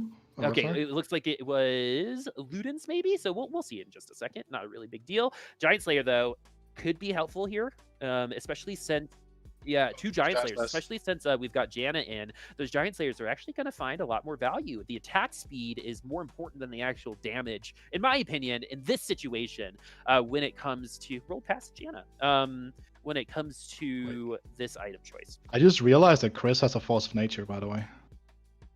I've just realized that he's on the Force of Nature spike. I don't know why I haven't looked at that. I think it's because you don't look down there, generally speaking. But again, let's see here. Bkrisz has the Hextech Gunblade on Aurelion Sol with the Giant Slayer, and Gunblade is probably one of the best items on Aurelion Sol because it just helps him stay in the fight for so much longer. But again, look at that Gnar though. Yeah, that Gnar is absolutely huge. This is the last round of the entire day. Who will take it? Will it be Chris or will it be Fluffy? And right now, Chris doing a much better job than he has been the rest of the lobby. And it looks like Chris will keep Fluffy from the record books. And that is what you call spoiler, friends. Fluffy will have to wait another day. Still, though, a really great showing. Fluffy is going to be our champion because simply wojtek and Narkez both finished below him. But another great day of TFT here. Unfortunately, that does mean that is going to be it for our European specials. We do have something special on tap if our European friends can stay up just through the night. We are going to be inviting our last 3 NA competitors from Fight Night Rising, along with today's top 3 for next week's Fight Night Rising. So we might have actually a little bit of an NAEU thing going on. I might be able to put a little bit of something in my own skin in there. Hopefully I can maybe adjust the price. Well, I don't know, but I hope all of you from this European region will participate and watch and root for your players that are participating, because we actually don't get a lot of cross, border type of play in this level, in the Fight Night Rising level of situation. That's such a beautiful thing for them. Yes, and if you're wondering why my camera just went awry for a second, we have Fluffy on with us now, I think. Yo. Oh, it looks like Fluffy is here. 34 points, 2 points away from the record. So The last so round? close. Last round, you almost did it. I don't know if I you missed noticed, the but Gnar, so I lost. Yeah, I need to dodge the believe- Gnar and I need to dodge the Blitz. So yeah, I believe it was 6-9, which is a pretty nice way to end the round. But sorry. Good I swear I'm a professional. But no, congratulations. I'm sure that Thank you, feels man. good. Thank you, You're thank you. technically a 2-time defending champion Mhm. right now. But what I kind of want to start off with is the fact that you can come in here and be successful in so many different kinds of lobbies. Doesn't Sure. matter who seems to be around you. What do you kind of credit your success for that in? Because there's not a lot of people who can do that. Well, I don't know. I just play a lot and like Yeah. it's hard to say. Like I play a lot, I'm good at the game, and I just practice Yeah, in a way like, where I should be basically, like it's like flexible enough what- to win no matter what the meta is. Yeah, what puts obviously you I ahead? used a one trick earlier in, like the season, but just for now it's been playing flexible for the most part. It's been working. Yeah, we were talking about how you were a rebel one trick back in the day. You Oh. are the rebel guy. Why not play a bunch of rebels today? I mean, it seems like Jinx is back. What is it about that? Are you just trying to be flexible? I don't think Jinx is a comp you win with unless you have the perfect items and conditions for her. I think she's really good to get top 4 with still, but it's really hard to win with Jinx right now. Awesome. Wita, do you have anything? Yeah, I have a question for you, mate. Obviously, congrats, and obviously, disclaimer out there, I've known Fluffy for 4 or 5 years at this point. Like we Yeah, go it's on way Hearthstone. back from Hearthstone Way days, back. like way back. But like, Mhm. what is your thoughts on the current patch, right? Because we see a lot of people really bigging it up as being like probably one of the best patches we have had, like Yeah, I in agree a with long, that. long time. Patch is really good. You can play pretty much anything. So like getting questions like what people should play and stuff, that's yeah, you can't really answer. Like obviously you can answer, but literally everything is like playable right now. Like I played the stupid Reddit comp earlier. Yeah, we were talking about it. We were having a lot of fun with it. We had to like Yeah. kind of explain how it works. I'm super happy with how I played that game though, because Yeah, like, that was great. Actually as I think clean as you could play that comp, to be honest with you. It was funny because Vita actually called it the stupid Reddit comp. When you we did? saw it. Nutty. We take those. Yeah, exactly. Vita, anything else for our friend Fluffy here? I think so. Obviously, currently you're qualified for EU finals, right? You're qualified play-ins for that with like maximum points, and Yep. also you're going to be playing in the Mod Dog tournament coming up shortly as well. Do This you see tomorrow, yourself yeah. as like the best player on EU, or like No, I don't. I no. don't. I'll put myself maybe 4th or 5th. This set maybe 3rd, but probably 4th, 5th. I think like players like Salvi, Dark Hydra, and Dasik are better than me. I mean, definitely high. And there are a couple others that I see are being like equal, or maybe better even. Yeah, okay, because basically yesterday we saw how the Germans, right, Salvia and Dark Mhm. Hydra, they just played absolutely insanely well Yep. in the EU Cup finals. They're the best 2 players on EU, that's for sure. And also, do you have any players that we should watch out for in the Mod Dog tournament and the upcoming Dog regionals? tournament.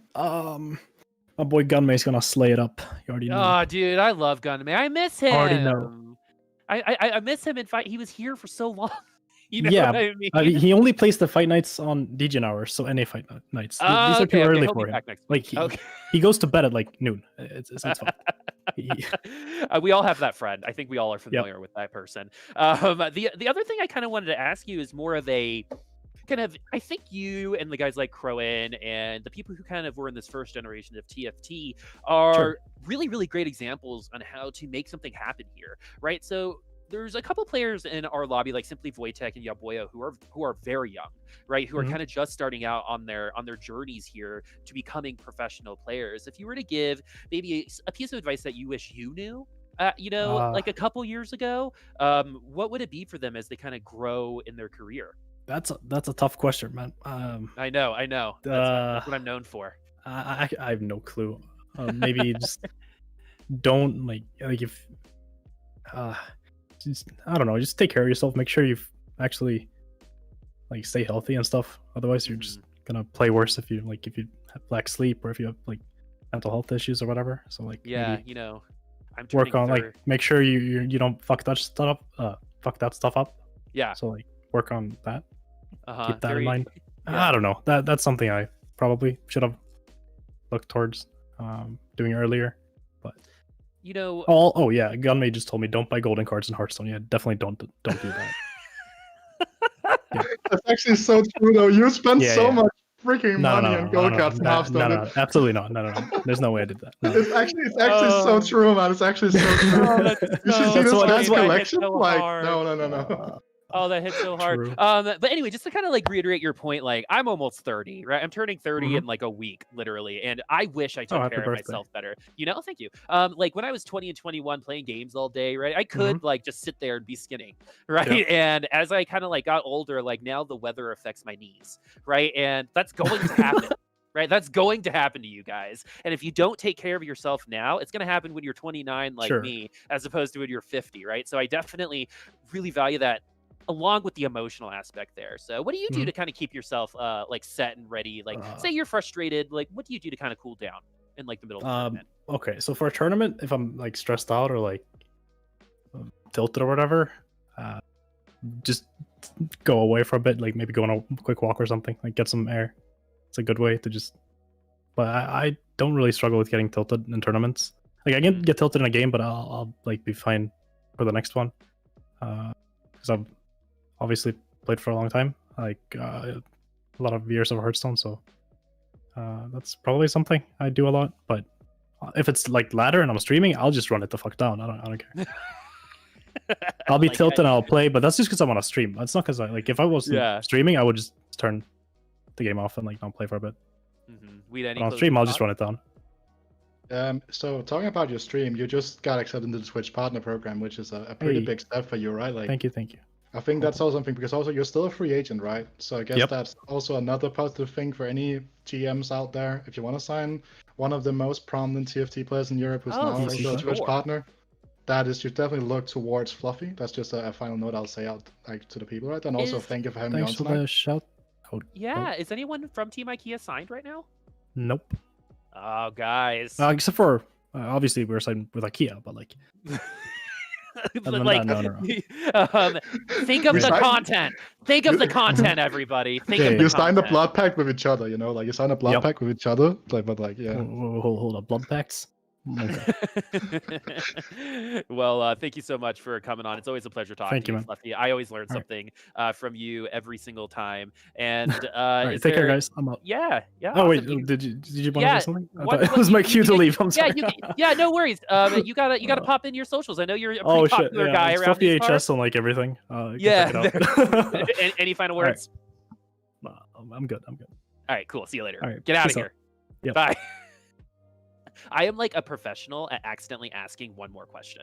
I don't know what it is. I don't know why, but like getting off the phone with me is like one of the hardest things anyone can do. Like I'm one of those people. So get ready, folks. It's more me starting next week. I believe Crowan is going to be back along with potentially our 3 European top 3. Let's go ahead and look at who actually finished in the top 3 today. We do know that Fluffy was the winner, and it looks like Narkez did slip into second place because of Simply Wojtek 7th, and Simply Wojtek is going to be invited back. We'll see if he's going to be able to stay up till 3 or 4 in the morning to compete with our NA friends, but you have an invite, my friend. It's been an absolute pleasure casting with you, Wita. Do you have any final words for the stream, and plug yourself too?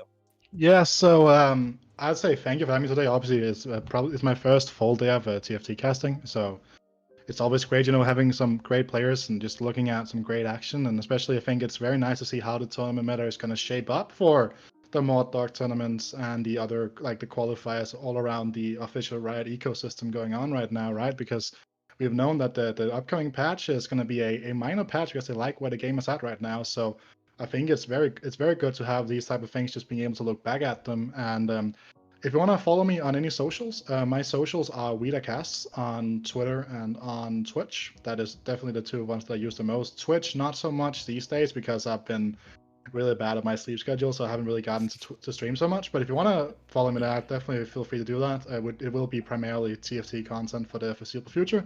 But definitely follow me on Twitter so you can keep in touch when I'm casting things. And I have a very, very, very big announcement coming up shortly as well. So definitely stay over there. And do you have anything that you want to like shout out about yourself after being such a good partner today?